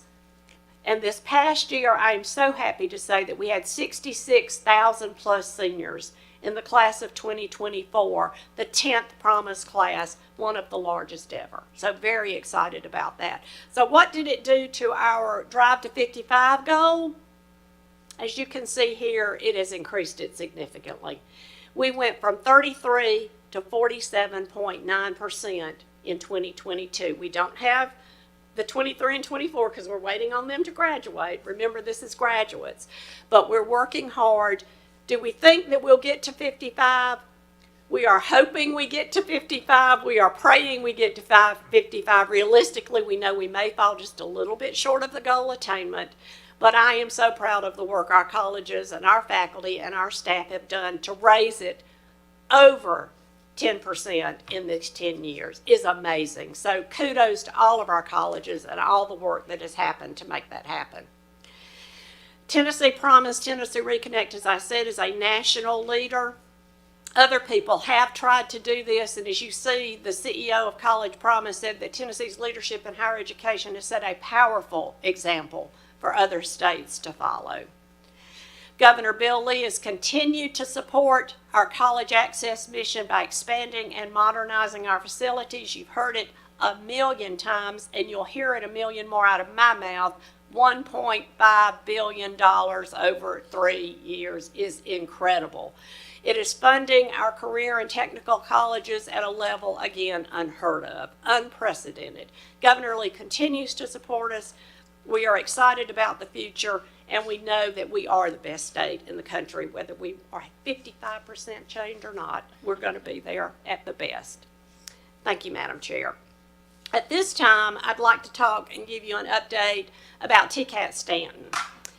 Chancellor, Yes, sir. would you mind if I share where that actually started? Yes, sir. I wouldn't be doing my job if I didn't brag on where that. In 1999, I was brand new on my job. 2 industries closed, and 2 others had significant layoffs. So we hired a consultant to come in and tell us what we already knew, and that we're a rust belt. If we didn't do something about it, we might as well turn out the lights. In fact, the newspaper article the next morning highlighted one of our aldermen saying, "Last one out, turn out the lights." Well, typical of Kingsport, we don't run from problems, we embrace them. So our mayor, who was brand new on the job, called a summit. We created about 10 different items that we were going to work on. One of them came from Keith Wilson, publisher of the Times News, who was riding around his motors on his lawnmower. He came up with this idea. He said, "Why don't we put our money where our mouth is?" And everybody said, "What do you mean?" He said, "We're going to pay for 2 years of college education for all of our students in the city of Kingsport and Sullivan County." Everybody said, "We can't afford that." He already did the math. It's $200,000 or $300,000. So it was implemented in 2001. So when Governor Haslam was candidate Haslam, kept coming to Kingsport asking questions about educate and grow, is what we called it. I remember the last time I saw him walk out the door for becoming governor, and I said, he's going to start it in Tennessee. And so when he announced it, I texted him and said, "Hey, don't forget where that started." I was hoping he'd recognize us. But that's where it came from. I'm sure a lot of you know that story, but those of you who don't, I had to tell it. I wouldn't be doing my job. Thank you. Thank you for sharing the rest of that story, because it is an incredible story. Thank you. Thank you. We talked a little bit about at committee chairs on TCAT Stanton and the future of that, because on August 21st, as all of you are aware, Ford did announce a retiming of when they would be opening up their plant. I do want to stress again that Ford is very committed to that plant, to getting that plant up and running, and they are not backing out or running away from Tennessee at all. They are just having to do a little bit of regrouping on what will be produced in that plant, and that's the phase that they're in. Our plan all along had been to use that community college or that TCAT to the fullest of its potential. So what we did is just expedite our plan. We knew in the beginning we would be doing training and retooling for people being employed directly into the facility. Since that's been delayed a little bit, we now have 4 credit programs being taught in the building, and all of those did start this fall. Kudos to our presidents that were able to sort of shift on a dime and make that happen. So thanks again to the groups that you see here. They worked very hard to make sure that we got the building up, running, and full at this point. So thank you to everybody there. Also, I want to just for a moment talk a little bit about the academic year. For those of us that have been in education for a long time, we know that that's the way our life cycle goes. We have a graduation in the spring, we have new beginnings in the fall, and we call that our life cycle. I'm going to ask Dr. Deaton to come up and talk to you a little bit today about our life cycle and where we are with enrollment in our life cycle for the fall of this year, and give you a little bit of perspective on where we've been. It's an important time for us as educators, as we see as our rebirth and our new beginning in the fall. So Dr. Deaton, if I could turn it over to you to present the information this morning. Indeed. Thank you, Chancellor Tidings, Vice Chair Reynolds, members of the board. I want to talk to you about 3 broad buckets today: enrollment, student success, and bringing you an update on a tool you saw a few months ago on our labor market dashboard. All of this, I want you to sort of keep in mind many of the things you heard yesterday. You heard a lot of programmatic and innovation ideas from Heidi Lemming, from Jonathan Reed over the years, from Amy Moreland, and importantly from all of our colleges who have for decades endeavored to improve outcomes for our students. The fruit is you will see in these slides. These are beginning to bear fruit in ways that make us really excited. You're going to see some good news in these slides across these 3 areas. Each of these sections is going to have sort of a take-home number for you. If you remember nothing, these are the 3 things I want you to remember. The first one in the enrollment is we are seeing early enrollment increases across the system this fall, about 7% total. This is very preliminary. These numbers are changing every day, and once the semester settles, we'll have a better idea of what that looks like.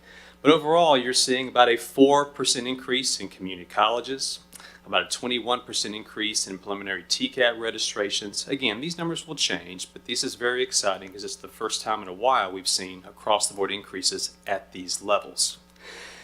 We're going to do a few things now. Back to that 7% number, we're going to talk about where that comes from. Probably no surprises, the rapid growth in dual enrollment is a big driver of these numbers. Also, we're going to see some numbers about the first-time freshman class. We talked a lot in the Chancellor's report about that college going rate, the promised seniors, the 66,000 folks who have applied this past year. We're seeing some of that trickle into the community colleges. So, first, let's talk about dual enrollment.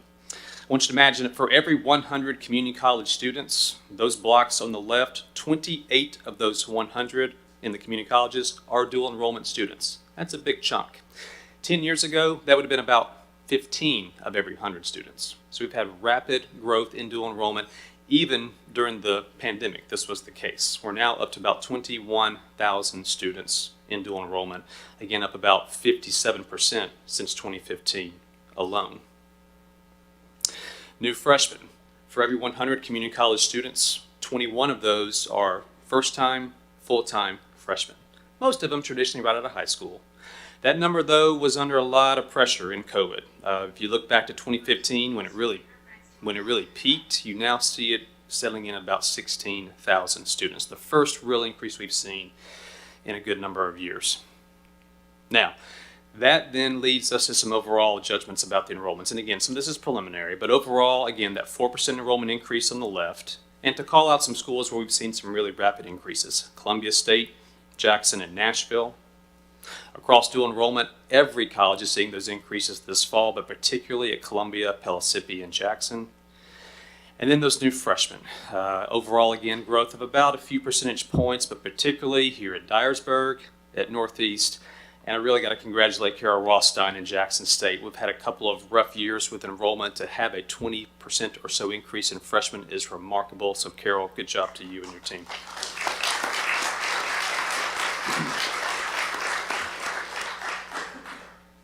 Now, all of those, don't try to look at this slide. This is an example. All that data sits on top of a new tool. Years past, I would come up here, talk to you about enrollments and early data that was built on the backs of community colleges and our staff at the office, trading a lot of spreadsheets, taking frozen instances of files that required lots of analysis. Now, with some new technology, we're able to capture snapshots nightly of our student information systems, bring them into a dashboard to be able to look at enrollments in real time for both the presidents and the chancellor. A lot of folks across the colleges went into building this, lots of folks at TBR, the IT staff, and then wherever you guys are, Melissa Hunter, Chris Tingle, and Chris Mallory, kudos to you. A lot of hard work under the hood in the engine to make this stuff happen. Next, you will see us this fall dig in deeper to this data. As we think about the system's open access mission, about how we try to serve different types of students, different profiles, you're going to see some policy briefs we'll release that go a little bit deeper into dual enrollment, into the adult learner, into the higher ed and prison population, ways in which we can learn more about who we're serving and how they're succeeding. Those are going to be released publicly this fall on a cadence. Now, let's turn to success rates. Again, we saw the 7% enrollment increase. That's the take-home number there. The take-home number here is that the first-time, full-time graduation rate has reached a TBR high of 32%. Not as high as we want, but moving in the right direction, 32%. So we're going to dig into that here in a little bit. We're also going to talk about how that's a good metric, but incomplete. Doesn't tell us everything we need to know. And we're going to unpack that more and try to add to it and expand it to broader populations. But first, some history of that number. So again, this is taking a first-time, full-time freshman cohort in a given fall and tracking how many of those students graduate after 3 years. This is as broad as we can get it. So when we look for successes, we're not looking just within the community colleges. If we can see that student graduate from any college throughout the U.S. using the clearinghouse data, or if they graduated from a TCAT, we're capturing all of that success and bringing it back into the number. Again, 2021's cohort that's now had their 3 years, 32%. You take that number back 6 years ago, that 2015 cohort, 26%. If we were to track this back to around the 2010 cohort, that number would have been in the low teens. So TBR has more than doubled that graduation rate in about a decade's time. Again, not where we want it to be, but moving in the right direction and quickly. Now, that's a big factor in the number of degrees and credentials we produce. At the bottom of that chart on the left, you see the overall community college credential count this past year, 14,000 credentials. That's how many students walked across the stage getting credentials. Or actually, that's the number of the awards. Sometimes students get 2 awards, and you see the same student earning 2 awards. Down from the peak we saw in the late teens as a result of the Reconnect and Promise booms, but still holding up remarkably well through the pandemic, all things considered. Now, to connect these last 2 things, when you think about that graduating class, and then you think about what we just saw in the graduation rates, I want us to keep those 2 things sort of separate because they're distinct phenomenon, right? If you think about those 14,000 students, to give you an example of this, if the question was how many of those 14,000 graduates were in the first-time freshman cohort 3 years ago that we just saw, the answer is about 1 in 5, 19%. In other words, a lot of our graduates come from very different pathways. Some dual enrollment students, transfers in, returning adults, and all sorts of other pathways. Now, is the graduation rate a poor metric? Absolutely not. It's an important one. It tells a really good story about that first-time full-time freshman class, but it is very incomplete. It's not a good proxy for overall campus performance. It's a good proxy for that freshman class. So TBR has endeavored to broaden that a bit, to look at not just success within a 3-year window, but over time. Students don't stop graduating when we stop counting. They're still doing their stuff. Looking at a broader metric of success, the 68% who didn't graduate yet, relative to the 32, those 68% haven't dropped out. They're still pursuing their credential, many of them. And what about other types of students? We talked about first-time freshmen in this graduation rate. What about those other profiles of students? How can we measure success for them to get a better sense of that student success story? So let's go through those one by one.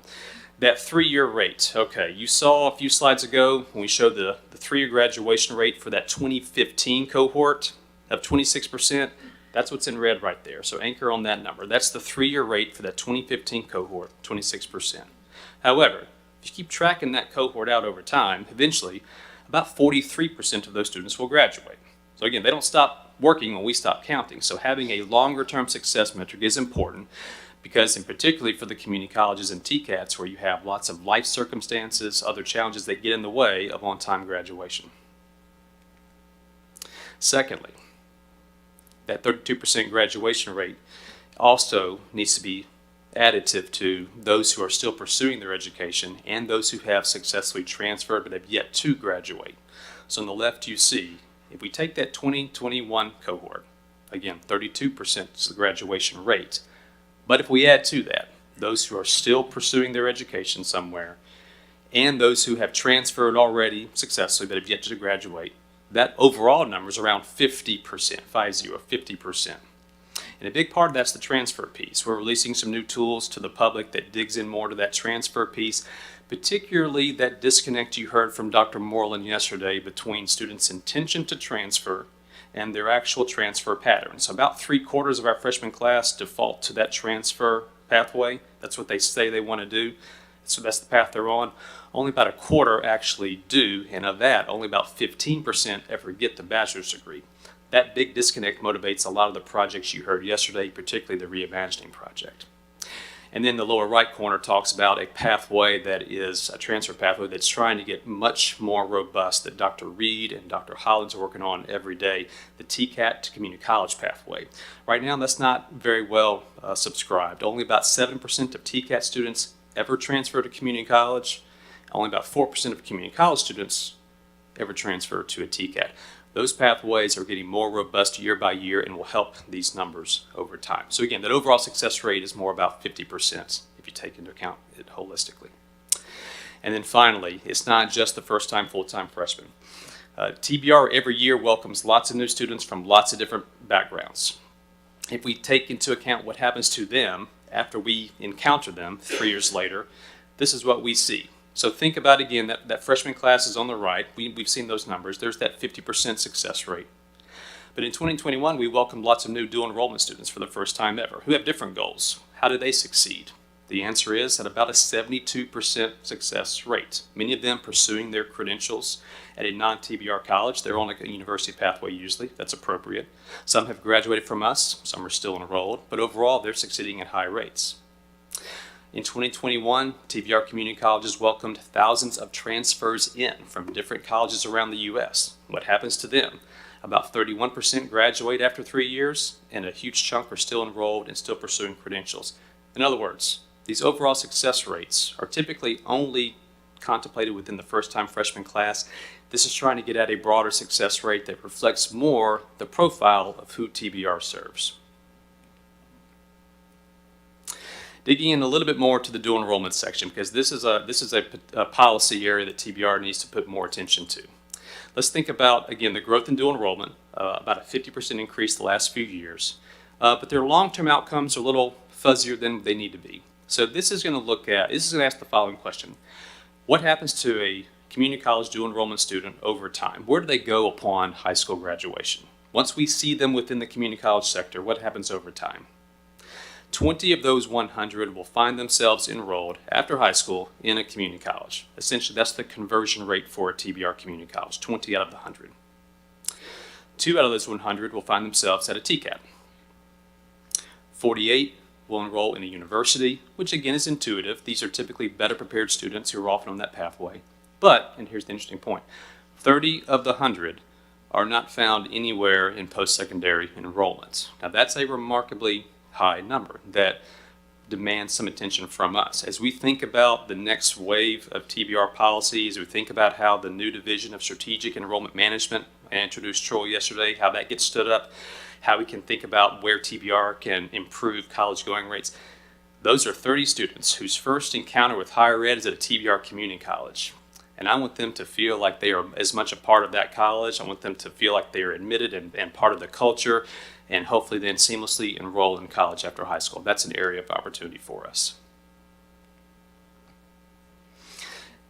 The public will have a chance to dig in more to that data. A new tool we're releasing here this week allows more exposition of the dual enrollment phenomenon. Won't show that off today for time reasons, but there's new tools out there to dig into that dual enrollment phenomenon. Now, third and final section, the employment outcomes.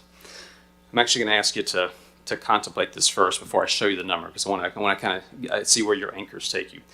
But you saw 2 meetings ago, Dr. Moreland presented the first of its kind in Tennessee labor market dashboard, result of a bilateral data sharing agreement between TBR and the Department of Labor, allowing us to share basically real-time wage data. That allows us to look at a couple things for all of our graduates. First, of course, is their wages. And as we try to think about how many of our graduates are in programs with living wages, with high wages, wages above the state average. That's one thing one should think about. Second is, are they in careers that are growing, where that skill set, that career, that industry is growing above average? This is essentially the 2 prongs of the high demand, high wage field we all talk about. I want you to think about how many of TBR's graduates do you think are in a high demand, high wage program. Don't say it out loud, you can if you want to. But the first number is going to be this number, because we now have the ability to look at this number to see where it shakes out. The answer is 34% of TBR graduates are in a career field that is both high wage and high demand, as in above average on both metrics. So now we're going to unpack that a little bit here. That tool you saw Dr. Moreland present a few meetings ago, we've expanded further, brought in some new data. We're now able to see, again, who our graduates are making more than the median and who are in career fields above the state growth average. Overall, about 2/3 of graduates are in a program, in a job, making more than a living wage. And about 57% are in a degree field in an industry that's growing above the statewide average.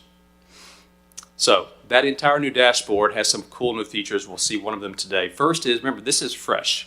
That data sharing agreement with labor means that every quarter, that new labor data is injected into TBR's system. So what you're going to see in these next few slides is as of the first quarter of 2024, 6 months old basically. That's as fresh as it gets with labor data.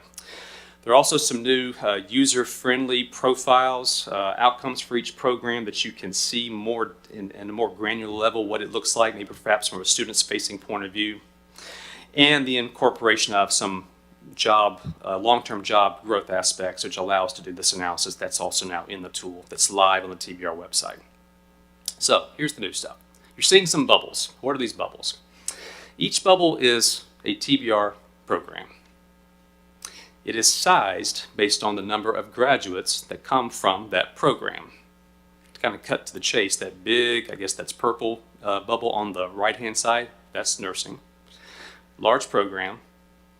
And these are arrayed left to right with wages. So as your eyes move left to right, you can see the average wages of each TBR program over time. Or not over time, but over across that spectrum. Now, each of these programs is, of course, connected to an industry field. We are doing some crosswalks where that program is connected to certain jobs, and that crosswalk, which underlines a lot of the work in this space, TEC uses it in their supply-demand report, to try to get a sense of then what is the growth outlook for that career over time. Same bubbles, but now look at your eyes going up and down. As the bubbles are higher on the graph, you're seeing a program that's in a career field where there is a higher than average growth rate for that industry. So think nursing, think truck driving.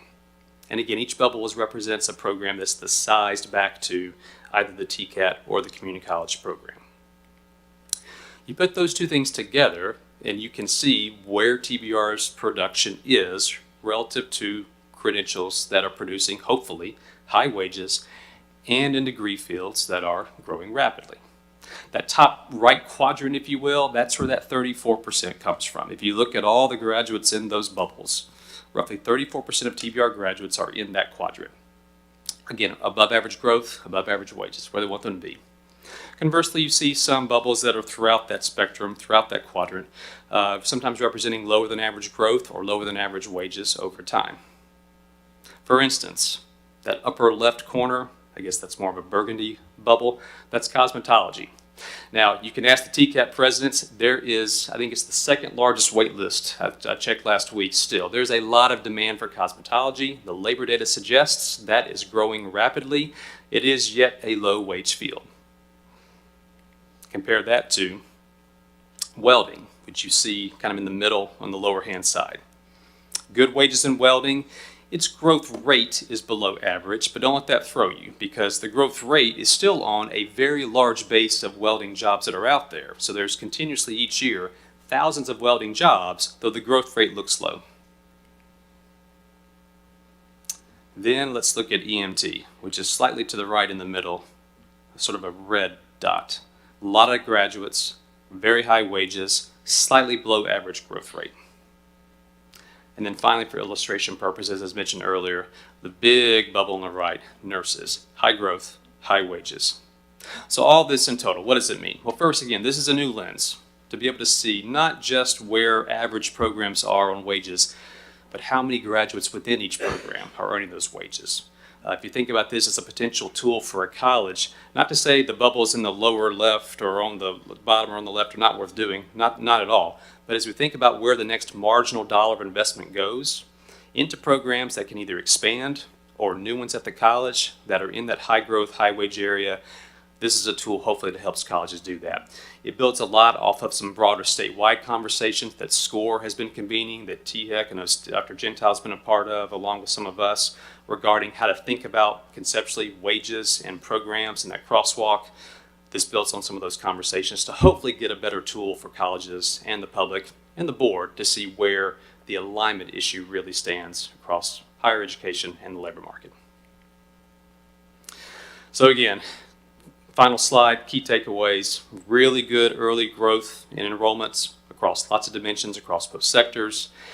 32% graduation rate, the highest we've ever had, still growing, hopefully a lot more growth to go. And again, the new tool, the new aspects of that labor market dashboard that hopefully helps provide more insight into the labor education alignment. With that, Chancellor, either turning back to you or happy to also answer questions if there are any.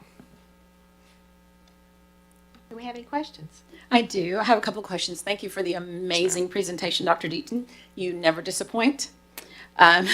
I have a couple of questions. I had to write them down just because you were going so fast and my brain was not able to keep up. So I'll start from the most recent and work my way back. Okay. But I will also just make this commentary that when I first started on this board 3 years ago, the two-word phrase that really stuck with me was job placement and looking at those numbers. And of course, the TCATs were just excelling at above 90, maybe 95. But today, 3 years later and having listened to all the things that you've shared. As a team, I think dual enrollment is my favorite two-word phrase. And just so much of what you're sharing keeps everything kind of seems to tie back to that. So one of the things I'm wondering about in that dual enrollment is, and if this is all new information, you may just be thinking about this and probably everybody's already thought about it and I'm 3 years behind, but are we advising students, or is that allowed to advise students to say, in dual enrollment, if you're a junior or senior in high school, to say, hey, I know that you might be thinking about this, but I also want you to consider this: high growth, high wage, if you're looking for a great life for your family and children and so on for a great future. This is what the trends are. Are we doing that? I would say there's some of that, there's not enough. And this is where I think a potential really seamless partnership with Commissioner Reynolds and our K-12 partners can really help. There's probably more that needs to occur. Dual enrollment comes in lots of shapes and sizes and flavors, you know, in the high school, at the college, taught by sort of a high school teacher who's also, you know, co-hired, taught by a community college, full-time or part-time faculty, online, hybrid. Lots of that lends itself nicely to that conversation. Other times that's more challenging, but in the main, much more of that needs to be done in our judgment. I totally agree, and that was the point. I wish Commissioner Reynolds was here to hear me just plead with her to make sure that what she was talking about yesterday, that we really hone in on that and make sure. And if we need to have some level of regent engagement as well to sort of help facilitate that, I volunteer. I want that so much. So that's number one. Thank you for that. And then the other one was, are there, in one of your charts, you talked about the students that were transferring. Yes. Are there students actually transferring without completion or graduation, if you will? So is that part of where we lose some of the numbers, maybe? Some, yeah, and credit to THEC capturing, when they look at a community college graduation rate, they're looking at a 6-year window to capture those who transfer before the credential, the associate's degree, but still were to get a credential later on, and that would then still be attributed back to the community college graduation rate. But yes, a lot of that occurs, probably hopefully less than there used to be, taking the long view of this before the transfer pathways. That still is an issue at times, particularly with some of the weaknesses in the transfer pathways. But yes, that does occur and does impact the numbers. Okay. And then the last question is, the 3-year average is easy to do, so 21 through 24, and you know who's graduating during that time, but this long term graduation rate, what is kind of the average? I mean, I know that there's probably very anomaly stories or anecdotal stories about how that happens, where somebody has a life occurrence that makes it hard. It tends to be sort of asymptotic at about the low 40s, so 45%. Now, in other words, the long-term graduation rate for any cohort tends to kind of peter out at around the low to mid 40s. But as the years go by, that number is getting higher and higher. So if I look at the sort of the 10-year rate, if you will, of like the 2009 or 10 cohorts, they are way lower than the numbers you saw. So our 3-year rate's going up, that long-term rate's going up, that it continues to accelerate year by year. Great. Thank you so much for the amazing presentation again. Thank you, Chancellor. And Russ, if I may for just a moment, Commissioner Reynolds wrote me a little note. She had to head to a round table in Memphis this morning, which was why an early exit. But she wanted us to know that she really looks forward to the continued work that we discussed yesterday. And I had the opportunity to have a conversation with her over dinner last night too. So her continued engagement and the commitment to that is excellent. So, but duty calls, and we're just glad she was able to carve out the time to be with us. So thank you for mentioning that. Are there any further questions? I had a question and a request. So my question is, the job growth that you have in there, is that a historical rate or? That is the most recent rate? 10-year projection that the Department of Labor applies to that career field. They do those projections over a 10-year window. About every other year, we're taking that data to use in the material. Gotcha. And my request is that 5 years from now, when I'm at my final board meeting and my term is expired, I hope you have that graph that shows over 5 years how the bubbles move from quadrant and how they change in size. So if you see Amy So that's Merlin my- twitching that's in my the audience, challenge. we You will always try like to to get those challenge bubbles for to us. move ourselves, yeah, because we would like to show them in motion. Yeah. Because there are probably some trends over time that would be interesting to see, so I will take you up on that challenge, Region White. Regent DeWitt. And we want it to float in front of us. You try that too. Right, 3D, 4D, 3D, yeah, we exactly, can yeah. go all Spheres, directions. yeah. Have to have goals. Yes. Just continue on what Regent Powers was asking or talking about with dual. This is an area that I would certainly consider a personal passion and making those connections for our high school students. And I'm just curious, this is not really part of your presentation, but just thoughts about how we continue to think creatively about those dual credits. There's certain programs that have been done traditionally, but there's so many just cutting edge things that are starting to happen in our high schools that look a lot like college credit, but might not at this point be. So just looking for ways that we can continue to think of how we partner with our TBR institutions and how we bring that back and make that connection stronger, I think is going to create a lot of opportunity. So in just expanding, and that's really my point, is how do we continue to expand the types of credits that we can offer dual? Couldn't agree more, Regent DeWitt. And one data point on this, the bulk of dual enrollment now at the community college sector is in sort of your traditional gen ed courses, English comp, statistics, communications, and in many ways, and there's a think tank out of New York that calls those random acts of dual enrollment. It's not always intentional. And I love that phrase, right? Yeah, so credit to CCRC if you're watching. So there is probably a lot of opportunity for the community college sector to be more intentional about those pathways. TCAS do this really well right now, so there's some lessons learned there. And a lot of the community colleges do well in some of the technical programs, but for a lot of high school seniors or juniors, they're kind of taking a smattering of, again, random dual enrollment courses that don't necessarily then lead into a particular pathway, which is appropriate at times, but probably not appropriate for other types of students. Dr. Deaton, thank you very much for also being able to throw the word asymptotic into the presentation as well. Just That's a buzzword I checked off here. Spelled Appreciate that correctly too. Yeah, good job. I have two main thoughts. First of all, to Regent White's point about seeing how those bubbles change, I would hope if cosmetology is a high growth field that the industry is recognizing that by making it also a higher wage. And so I'd be curious to see how that tracks over time. Sure. Back to the dual enrollment, random acts of dual enrollment, and to Regent Powers, your point of working together. This morning I went to Dyersburg High School and took a tour of the facility and heard some really good things about dual enrollment and partnerships with Dyersburg State and TCAT Northwest. I also heard about opportunities for improvement and the disconnect perhaps at the state policy realm. And right before this meeting, Commissioner Reynolds and Vice Chancellor Reed and I talked about coming together and talking more about that. So we have opportunities there. I am a little concerned about the growth in dual enrollment over time. I just want to make sure that the quality is strong and also want to make sure that other enrollment is healthy. And speaking to some comments yesterday, right after Reconnect came out in 2018, there was a surge in adult enrollment, primarily because there was fantastic marketing around it. And at least from the state perspective, we haven't had much marketing on that. So I'm eager to work with your marketing team going forward on perhaps rejuvenating that program too. Well said. If I may, Regent Harrell, are you on? I know this was all of great interest to you yesterday, so I just wanted to make sure, since you're up there in the clouds somewhere, that there wasn't something on your mind you might want to ask. I am. Thank you. I did have one question. One, I would just ditto what everyone has said already, particularly about the other potential classes that we could bring into the dual enrollment program in the high schools from Regent DeWitt.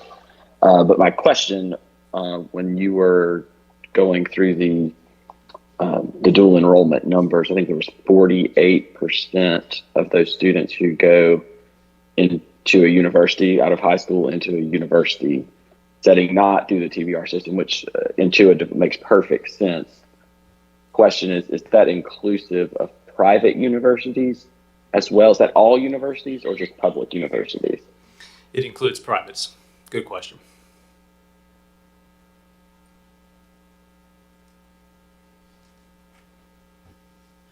Are there any further questions? Well, Dr. Deaton, thank you so much to you and your team. This has been a lot of work to get to this point, an amazing amount of work. And as we are always so proud to have when Dr. Deaton presents to us, again, we can say there is no other state I know that has the data, the level of the data that we have to make informed decisions about programs and what we are offering. So we cannot thank them enough for the great work that they're doing. At this time, I want to introduce the person to you that really should have gotten the shovel. The person that has been driving the train to make all of these projects come to fruition, and that is our Executive Director of Facilities, Dick Tracy, is going to give you an update on our capital outlay and on just a quick update on where we are with TSU. Well, thank you, Chancellor. As y'all recall, way back in July of 23, we were awarded basically $1 billion, and we made a commitment that we would be where we would be a year later. So we kicked these projects off at the Building Commission shortly after that, with a goal of having these projects in construction or ready to go in construction. Some of the projects beginning this time this year. We've had one project that actually has already bid, and that's what at the TCAT Oneida. That project actually bid in under budget. And so that was 29 projects. The Chancellor talked about the $1.5 billion, and that's basically 50 projects. Now, that's not all the work that we have going. That's probably, I probably have another 150 projects that are ongoing also that are maintenance and renovation, those types of projects. But to kind of give you an update where we are, I think one of our milestones is every project has to go to the State Building Commission for design presentation. When we take it, the designers commit that at that point that the project is on schedule and in budget. To date, we've taken all of those except for 3. We have 3 left to go to the Building Commission, which those are scheduled to go in October. So I'll show you while we're doing the presentation kind of a video of where we are. So this is all the counties that are shown in green are where the projects are located. So it can show you how we spread these projects across. And now it'll go through where we are in the design of each project. Like I say, where the project budget is and what our projected completion date for construction. Again, this is the projects, so the 29 projects. It also includes projects that we got funded in previous capital outlay funding, which would have included Louisville City. TCAT Knoxville is one of those that's going to go to the Building Commission in October. Crump was an addition that we did to an existing facility. TCAT Shelbyville is well under construction. I think we've topped out that project. TCAT Oneida, again, we bid that out and it came in under budget. TCAT Oneida, we have like I say, the second project that we're doing for TCAT Oneida for diesel technology. TCAT Nashville, that project is actually under construction. We've started construction on it. It's within budget. Clarksville campus with Nashville State was a project that was funded. Again, it's in construction. Elizabethton, we finished the renovation to the school, and the additional part is under construction. Jacksboro, we had the groundbreaking for that project to begin. TCAT Livingston, that's one of the projects. We actually have 2 projects that we're doing for TCAT Livingston. Jackson State, this is a project with Jackson State and TCAT Jackson. They'll basically put a new front on the campus. Stanton campus, we've completed that project ahead of schedule and under budget. TCAT Jackson, this is a new project that we're going to be building in Lexington at their new site. TCAT Jackson truck driving, again, this is on their main campus. TCAT McKenzie, y'all know who the president there is, and give you a lot of information about that. TCAT McMinnville, this is a project that kind of started it. This is a replacement pretty much of that campus. TCAT Crump, this is a new facility building for the farm operations building at the main campus. TCAT Dixon, this is an expansion we had at the Clarksville campus. TCAT Hartsville, a new building for academic technology. TCAT Ripley, this is an addition to that will align with their current building that they have at Ripley. TCAT Newbern, this is the new aviation facility in addition that we'll be building on that campus. TCAT Paris, this is actually replacement of the existing lease facility on a new site. TCAT Chattanooga, this is the new academic building we had the groundbreaking for. TCAT Chattanooga, an advanced manufacturing building at the main campus. It's completed. Columbia State, this project we had the groundbreaking for. This is on their campus with 2 TCATs in that facility. TCAT Memphis, this is basically a replacement of some of the facilities they have at the main campus. TCAT Dixon, this is a building, I think we had the groundbreaking last week for a diesel building on the main campus. TCAT Harriman, this project is moving the campus to Roane State. It's under construction. TCAT Covington, this is a replacement building. It's actually 2 buildings replacing their existing campus.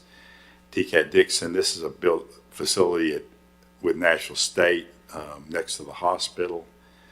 TCAT Hohenwald, again, this is an addition for their welding and auto under construction, getting ready to start construction. TCAT Chattanooga, this will be a new facility that we'll be building in Ray County for TCAT Chattanooga. TCAT Pulaski, this is additions, new buildings and renovations. It's began construction. TCAT Crossville, this is a new facility we'll be building in Bledsoe County. TCAT Athens, this is a new academic building we're building, and we had the groundbreaking on that one a couple weeks ago. TCAT Athens, this is a new campus we'll be building in Polk County. TCAT Livingston, this will be a kind of a new front on the main campus at the TCAT Livingston. TCAT Knoxville, this project actually bid in under their budget. This will build a facility at the campus for mainly dual enrollment. TCAT Morristown, Greene County, this project's under starting construction. This is a new site. TCAT Crossville, this is a new building for their truck driving facility. Roane State, this is the Fentress County. It's getting ready to start construction for a new site there. TCAT Chattanooga, this is an off-site location that we're building for the transportation logistics. This is a TCAT McMinnville, we went to the groundbreaking. This is a new facility in Coffee County. And that's what we have going on right now. Like I say, if you, so far so good, but if you notice on all of those, I think one of our goals was that every project was going to be unique to the campus and to the community. So we weren't out there to look at building the same facility over. The programs are critical. But our basis on a lot of these buildings is the buildings have to be flexible so that the campuses can change the programs out as needed so it can meet the needs for the community. There's a lot of emphasis in these buildings for workforce development where we can bring the community in, we can bring the local workforce, they can come in and we can help train and keep those so that we can continue to feed the local workforce with employees. Fast enough? Thank you, Dick. Are there any questions? Bridget Kastner, did you have a question? Okay. Selfishly, where the last one you showed for Chattanooga, where will that be located? The Chattanooga? Yeah. Ray County. Ray County? Well, I heard Ray County, but the last one that you showed? The last one at Chattanooga? Yeah. So the one that the truck driving, we're building a facility for the truck driving logistics, and it's actually in Saudi Daisy off of the site, yes. Well, as you can see, they don't have much going on in that area. Regent DeWitt. I just have to say, wow. I'm so blown away. And I think I told you, Dick, that I saw this spreadsheet after I attended orientation last week. And so just a quick question with this. I love all the data here. How is this sorted? I was just trying to figure out, is it sorted in completion date or total investment or total? Is there a sort to it? I'm sure there was some, or it's just a lot of data. I'm fine with it just being a lot of data. And yes, We've sorted it a lot of different ways, and I think that this might have been sorted based off of the building commission, the SBC number, which has nothing to do with anybody, but I think Okay. us and SBC. So we've resorted this, kind of how we track the information, because you can see we had ID numbers and they got resorted because they were tied to that. This is something that General Holmes is kind of keeping up, and it's gathered from a lot of, we have our own project information tracking system that we developed in-house. So we track all the schedules, the costs within that. That gets extracted out into this. We put it in a format that we can share with everybody on this 2-page. This is fairly dynamic. If you look, I think this one was updated on the 16th. And so we continue to track that so that when we give this to you, it's current. So as dates may shift a little bit, we'll make sure that those dates are current. We're tracking, again, the budget, where we are in the schedule. But if you notice, our goal is to have all these projects completed in 2026. And so that's kind of, we've set that. We have all, the CMs are under contract on all those projects. They're working on that. One of the things you'll notice is we're doing, in construction, we have early release packages. So we're tracking the long lead time items. So we're getting the contractors to order the things that we know may take a year still to get. And so there's a lot of pieces and parts to this. When we do that, we may have 4 or 5 GMPs that will amend, because we want to get them started, and then like on the site work, a lot of times to beat the weather, and then we'll add to that as we go through the project to stay on schedule. Well, you and your team are remarkable. This is Thank you. And then, so impressive. Thank you. Thank you. Brief update on TSU. Right now, we probably have about 38 projects that we're running at TSU. They're in different areas. Some of those are in closeout. We have some, I think it's probably about 350 million plus, if you look at that, probably close to 500 million in projects that we're either completing, have just completed, or that are starting. We're looking at, we have 2 major projects. We have the engineering building. We're working on that. We're looking at taking that to the building commission for approval this fall. And then we're working on 2 projects. It's a little complicated because of the funding, but there are 2 projects for the ag. The total project, I think, is around, when you combine the both, 60 or 70 million. Again, we're tracking to take that to the building commission for the early design review in November. We have a CM on board. Our goal on that one is to get the award the site work package. They're supposed to have that package ready to go in October, because I need to get the site work going on that project. I'd like it to start again in the long lead time items. We have a deadline. Some of that funding I have to have spent completely by the end of 2026 because of the type of funding. So we're having to track that project, or those 2 projects together. We went to the building commission last week. We had about 5 projects that we took. 2 of those projects were bringing in consultants that we're going to bring in. One, we're bringing in a planner to help do enrollment projections and a space needs analysis for the campus. That'll feed a lot of other information. I think what I explained to the building commission, right now is not the time for them to do a master plan, a total master plan. That needs to be done by the new administration. But a lot of this information that we will put in place will allow their next administration to help develop a master plan. On the other side, I'm bringing in consultants to go evaluate the buildings with the hope of presenting a report back to the building commission probably in November. TSU was awarded 2 years ago $250 million, and it had some items tied to it. But one of the I think the critical items in having the conversation with the legislators deals with deferred maintenance, and that the critical items that need to be completed. They brought in a master planner. They were supposed to have that completed. The information that they completed really wasn't what we needed to move forward. We'll be bringing in engineers, and the critical goal today, and what I explained to the building commission, is we're going to go look at the key E&G buildings. We're going to see if there's anything that needs to be addressed immediately, that we can keep those buildings online. And I don't see anything based off of my experience, but we'll know that. So I'm preparing them to be on site probably the end of next week to begin that analysis. That will allow me to put together projects to take to the building commission dealing with the immediate deferred maintenance items.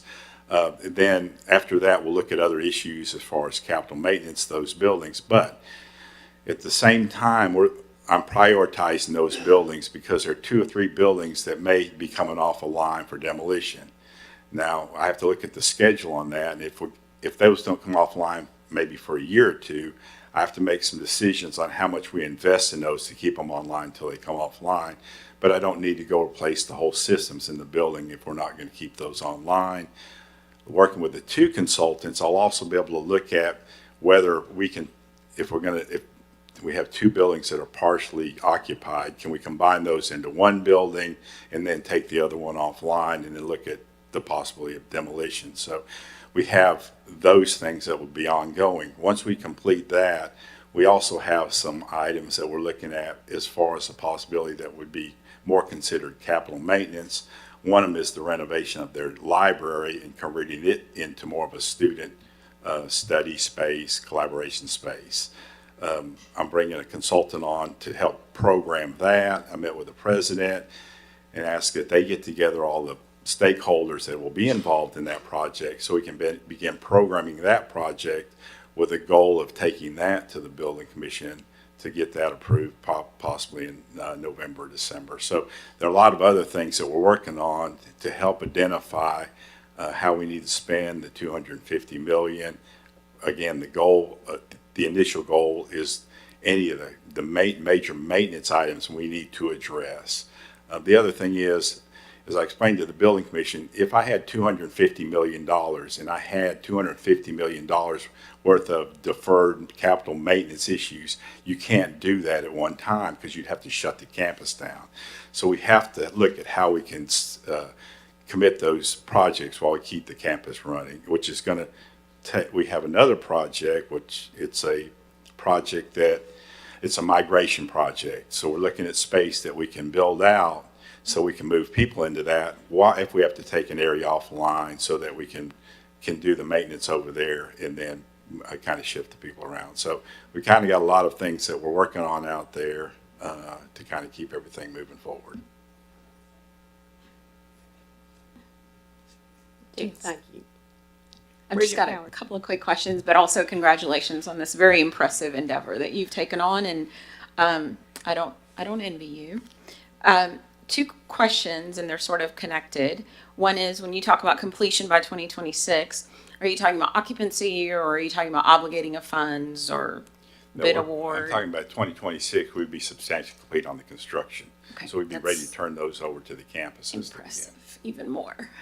And then if you have not substantially completed those projects by 2026, are the dollars rescinded, or do you get to say, Mother, may I have another year, or how does that work? These projects I can take. So this is our goal, right? When they were talking about funding the TBR $1 billion, the conversation downtown was, well, it's going to take TBR 5 to 10 years to complete the project. Wow. And I said, no, it won't take us. I don't understand why I've been doing this a long time. I said, I don't understand why I can't get it done within my schedule, right? And so this is a schedule we set. And like I say, so we tie everybody to the schedule because, I mean, if you don't, it can continue on to 5 to 10 years. So these projects are schedules we set. And if you listen to the TCAP presidents and you listen, I can't get these projects done fast enough. I mean, we have the need today, right? And so our goal is to get these online so that they can utilize these projects to be able to bring the students in and start these programs. I love that your standards are higher than the standards of the general folks that are delivering projects at 5 to 10 years. That's the standard we're at on projects we're working on. So this is just beyond impressive. And Dr. Tidings, kudos to you and your team for making this happen. And I love the idea of the planner coming on and potentially, I guess, working with Dr. Deaton's office on enrollment numbers so that you're projecting forward and planning way ahead. So thank you for your good work. Anything else? Thank you very Thank much. you. And I do, again, have to brag on this team. You see what they're doing. But also at State Building Commission, I had two of the constitutionals say to me that TBR sets the gold standard across the state for any construction project. So to your point, Regent Powers, they're ahead of schedule by all means, and just do incredible work every single day.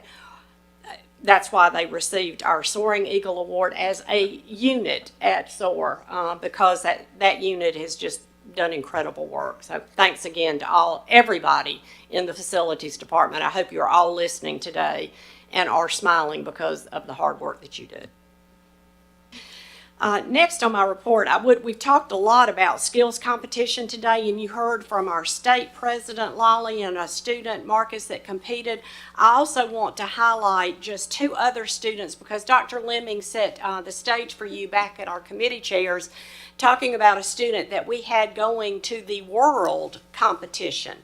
At the world competition, we had two students, Gabriel Eady and Derek Summers, that did compete, were selected to compete at the global level.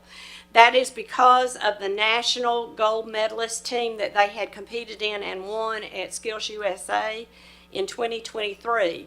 This pair is employed as technicians by Denso Manufacturing in Maryville, Tennessee.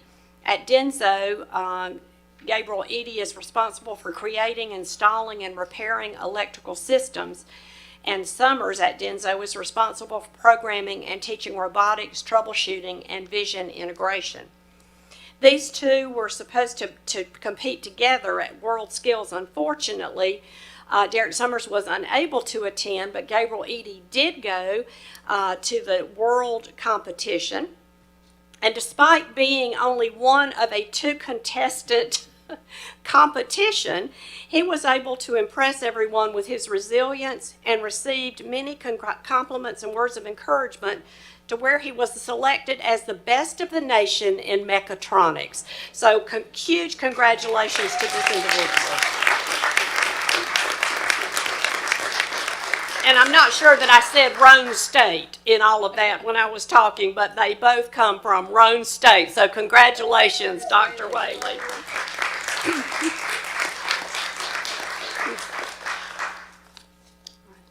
And Madam Chair. An excellent Chancellor's report indeed. Thank you all. So we have no unfinished business to come before the board, but we do have some 3 action items to complete today. The first is our consent agenda. We were briefed on these items at our August 27 committee chairs meeting. Do you have any revisions or questions with regard to these 2 policy changes? And of course, they're on our screen here. Brian's ready for any questions, but if not, we do need a motion to approve these. If you don't have any further Move for questions or approval. need information, thank you, Second. Regent Burdine, and a second from Regent Powers. Any discussion? Hearing none. Madam Secretary, would you call the roll? Regent Burdine. Aye. Regent DeWitt. Aye. Regent George. Aye. Commissioner Hatcher. Aye. Regent Harrell. Aye. Regent Hooper. Aye. Regent Kastner. Aye. Regent Powers. Aye. Madam Chair Reynolds. Aye. Commissioner Reynolds. Regent Roberts. Aye. Regent Stevenson. Regent Varlin. Aye. And Regent White. Aye. Motion carries. Thank you very much. Chancellor, I'm coming back to you for an item that President Jones referenced earlier this morning. Give us your recommendation for the next president at the TCAT Jackson. Well, Madam Chair and members of the board, I am really excited to be bringing you today my recommendation for the next president of TCAT Jackson. On June 13th of 2024, the board approved the search criteria for the next president at TCAT Jackson during its quarterly meeting. Regent Kyle Spurgeon graciously served as the chair of the search advisory committee, with Regent George and Powers and also Regent Roberts serving as committee members, as well as representatives of the college's faculty, staff, students, and alumni, along with local civic and industry leaders. Their time and dedication to this search was invaluable, and a special thanks goes to them for their commitment and support with this presidential search. I also want to thank Associate Vice Chancellor April Preston and Mariah Perry in our central office for doing an incredible job on coordinating this search. After careful review of the applicants, interviews, and input for the Search Advisory Committee, Madam Chair, I am pleased to recommend to you today Dr. Jaqueen Rainey as the next president of TCAT Jackson. Dr. Rainey currently serves as the Vice President of Academic Affairs at the Tennessee College of Applied Technology Northwest. She holds a Doctorate of Educational Leadership and Policy Analysis from East Tennessee State University, a Master's degree of Business Administration, and a Bachelor's degree in Organizational Leadership. Dr. Rainey has been in our system since 2009, serving in roles such as Student Service Coordinator at TCAT Whiteville, Adjunct Faculty at Tennessee eCampus, and Assistant Director at TCAT Covington and Ripley. Madam Chair, this concludes my recommendation, and at this time I would ask the board for their vote. I thank you very much. Normally, I would ask Regent Spurgeon, having chaired the search committee, to make the motion, but I will turn to our two others who are on that committee, Regent Powers or Regent George. Madam Chair Lady, I so move that Dr. Rainey, we accept Chancellor's recommendation to bring on Dr. Rainey. Thank you, Regent Powers, and thank you for your time. I'll second the motion. Thank you, Regent George, and thanks to you and to Regent Roberts for taking part in this. Any discussion? Hearing none, let's make it official. Regent Burdine. Aye. Regent DeWitt.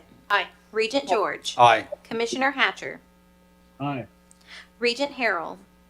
Aye. Regent Hooper. Aye. Regent Kastner. Aye. Regent Powers. Aye. Madam Chair Reynolds. Aye. Regent Roberts. Aye. Regent Stevenson. Aye.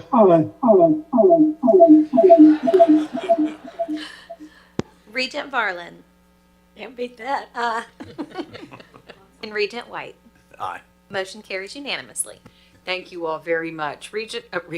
President Rainey, where are you in the house? I saw you this morning.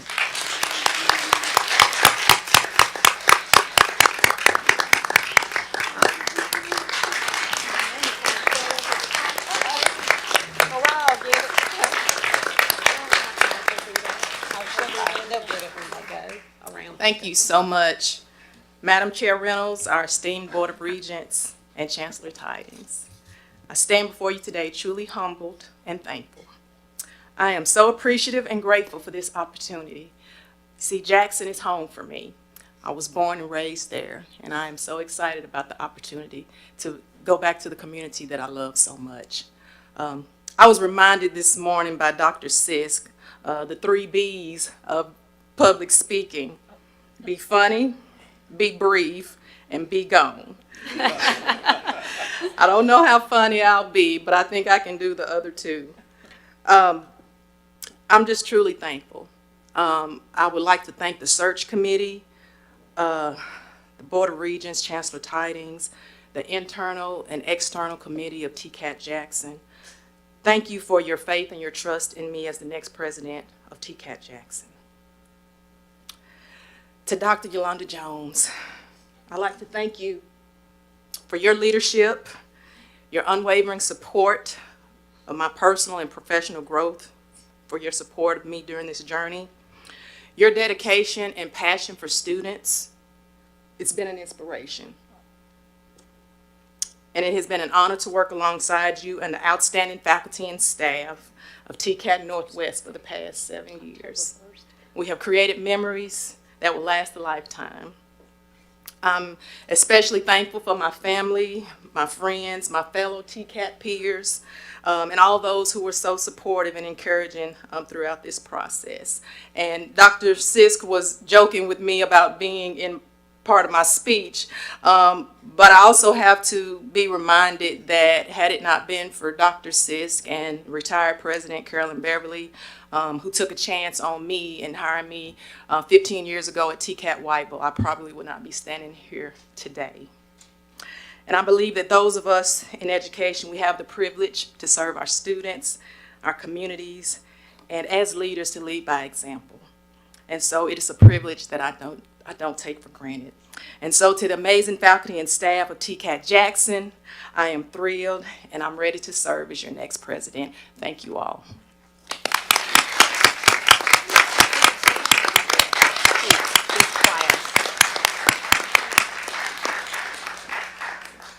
Dr. Rainey, congratulations, and thank you for the grace and the dignity and the commitment, the dedication that you have just exhibited to us.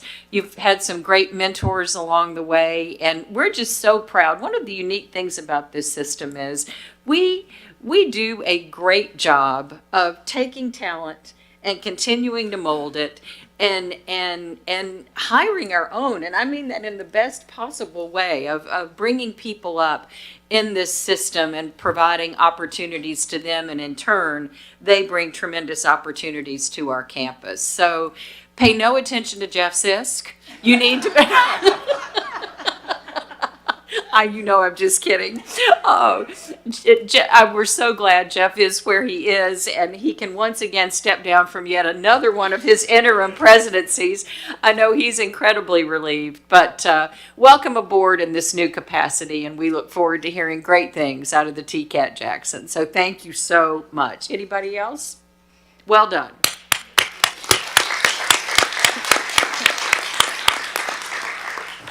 All right, team. One final but important agenda item. Tom and I were saying when you were looking back at Tennessee Promise, it's like, where did the time go, right?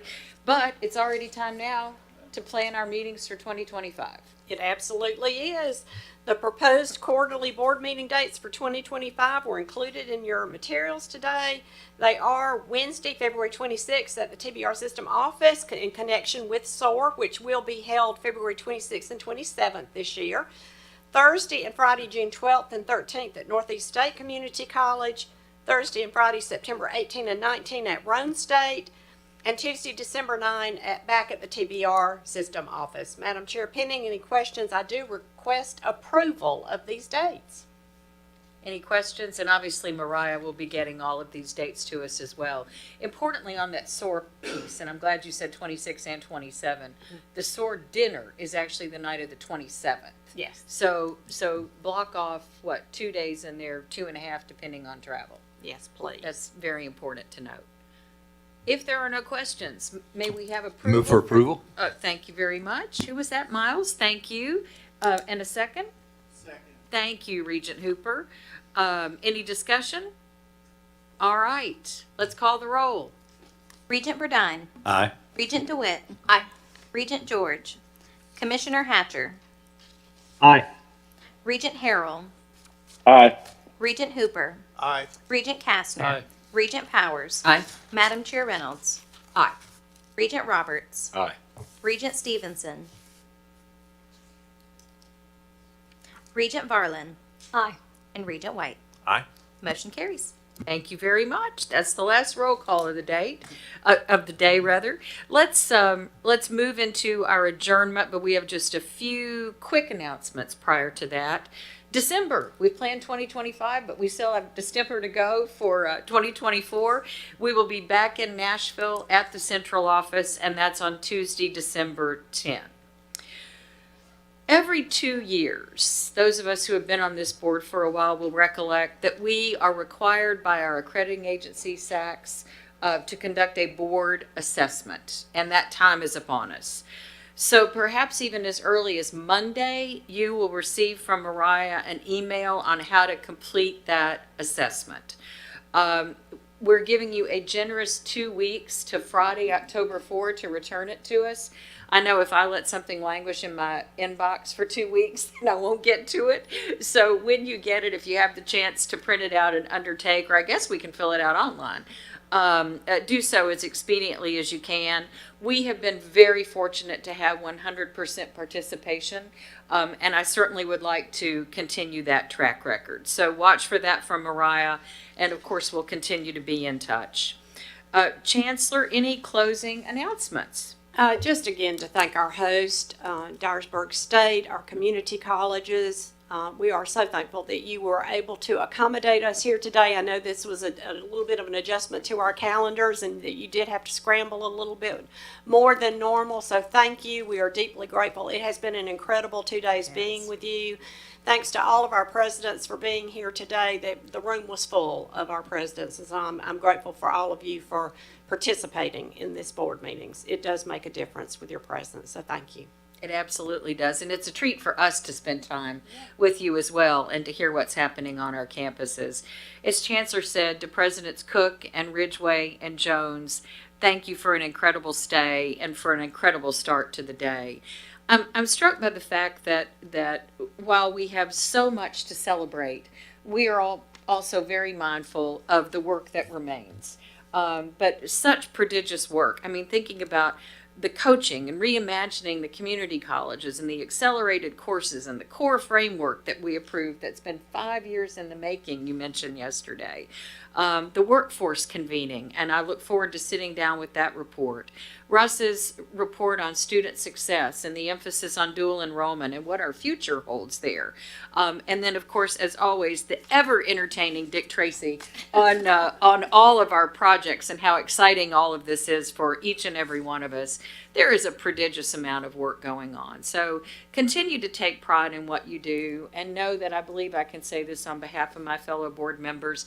We are so proud of each and every one of you and grateful to the governor for the opportunity we have to serve as well. So with that, if there is no further business before this board, safe travels. Oh, Dr. Cook, did you have anything to close? I'm so sorry.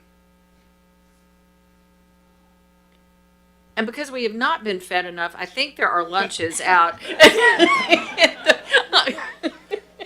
Oh, and lovely gifts. Thank you so much. Great reminders of our stay here. You're most welcomed. I just simply want to say thank you. It's truly been our honor to host you here at Dyersburg State Community College. We hope you've all had a wonderful experience, and we wish you safe travels as you return home. We do indeed have lunch provided for everyone in the lobby. Please pick up your boxed lunch. If you would like to eat it on campus before you leave, there's plenty of room in the Student Center adjacent to us with ample seating. So please feel welcome to go to the Student Center and eat if you'd like to do so. Again, thank you very much. It's been our honor and our pleasure. Thank you, sir. Thank you all. And finally, let's go get in our pink Cadillacs and head home. We are adjourned.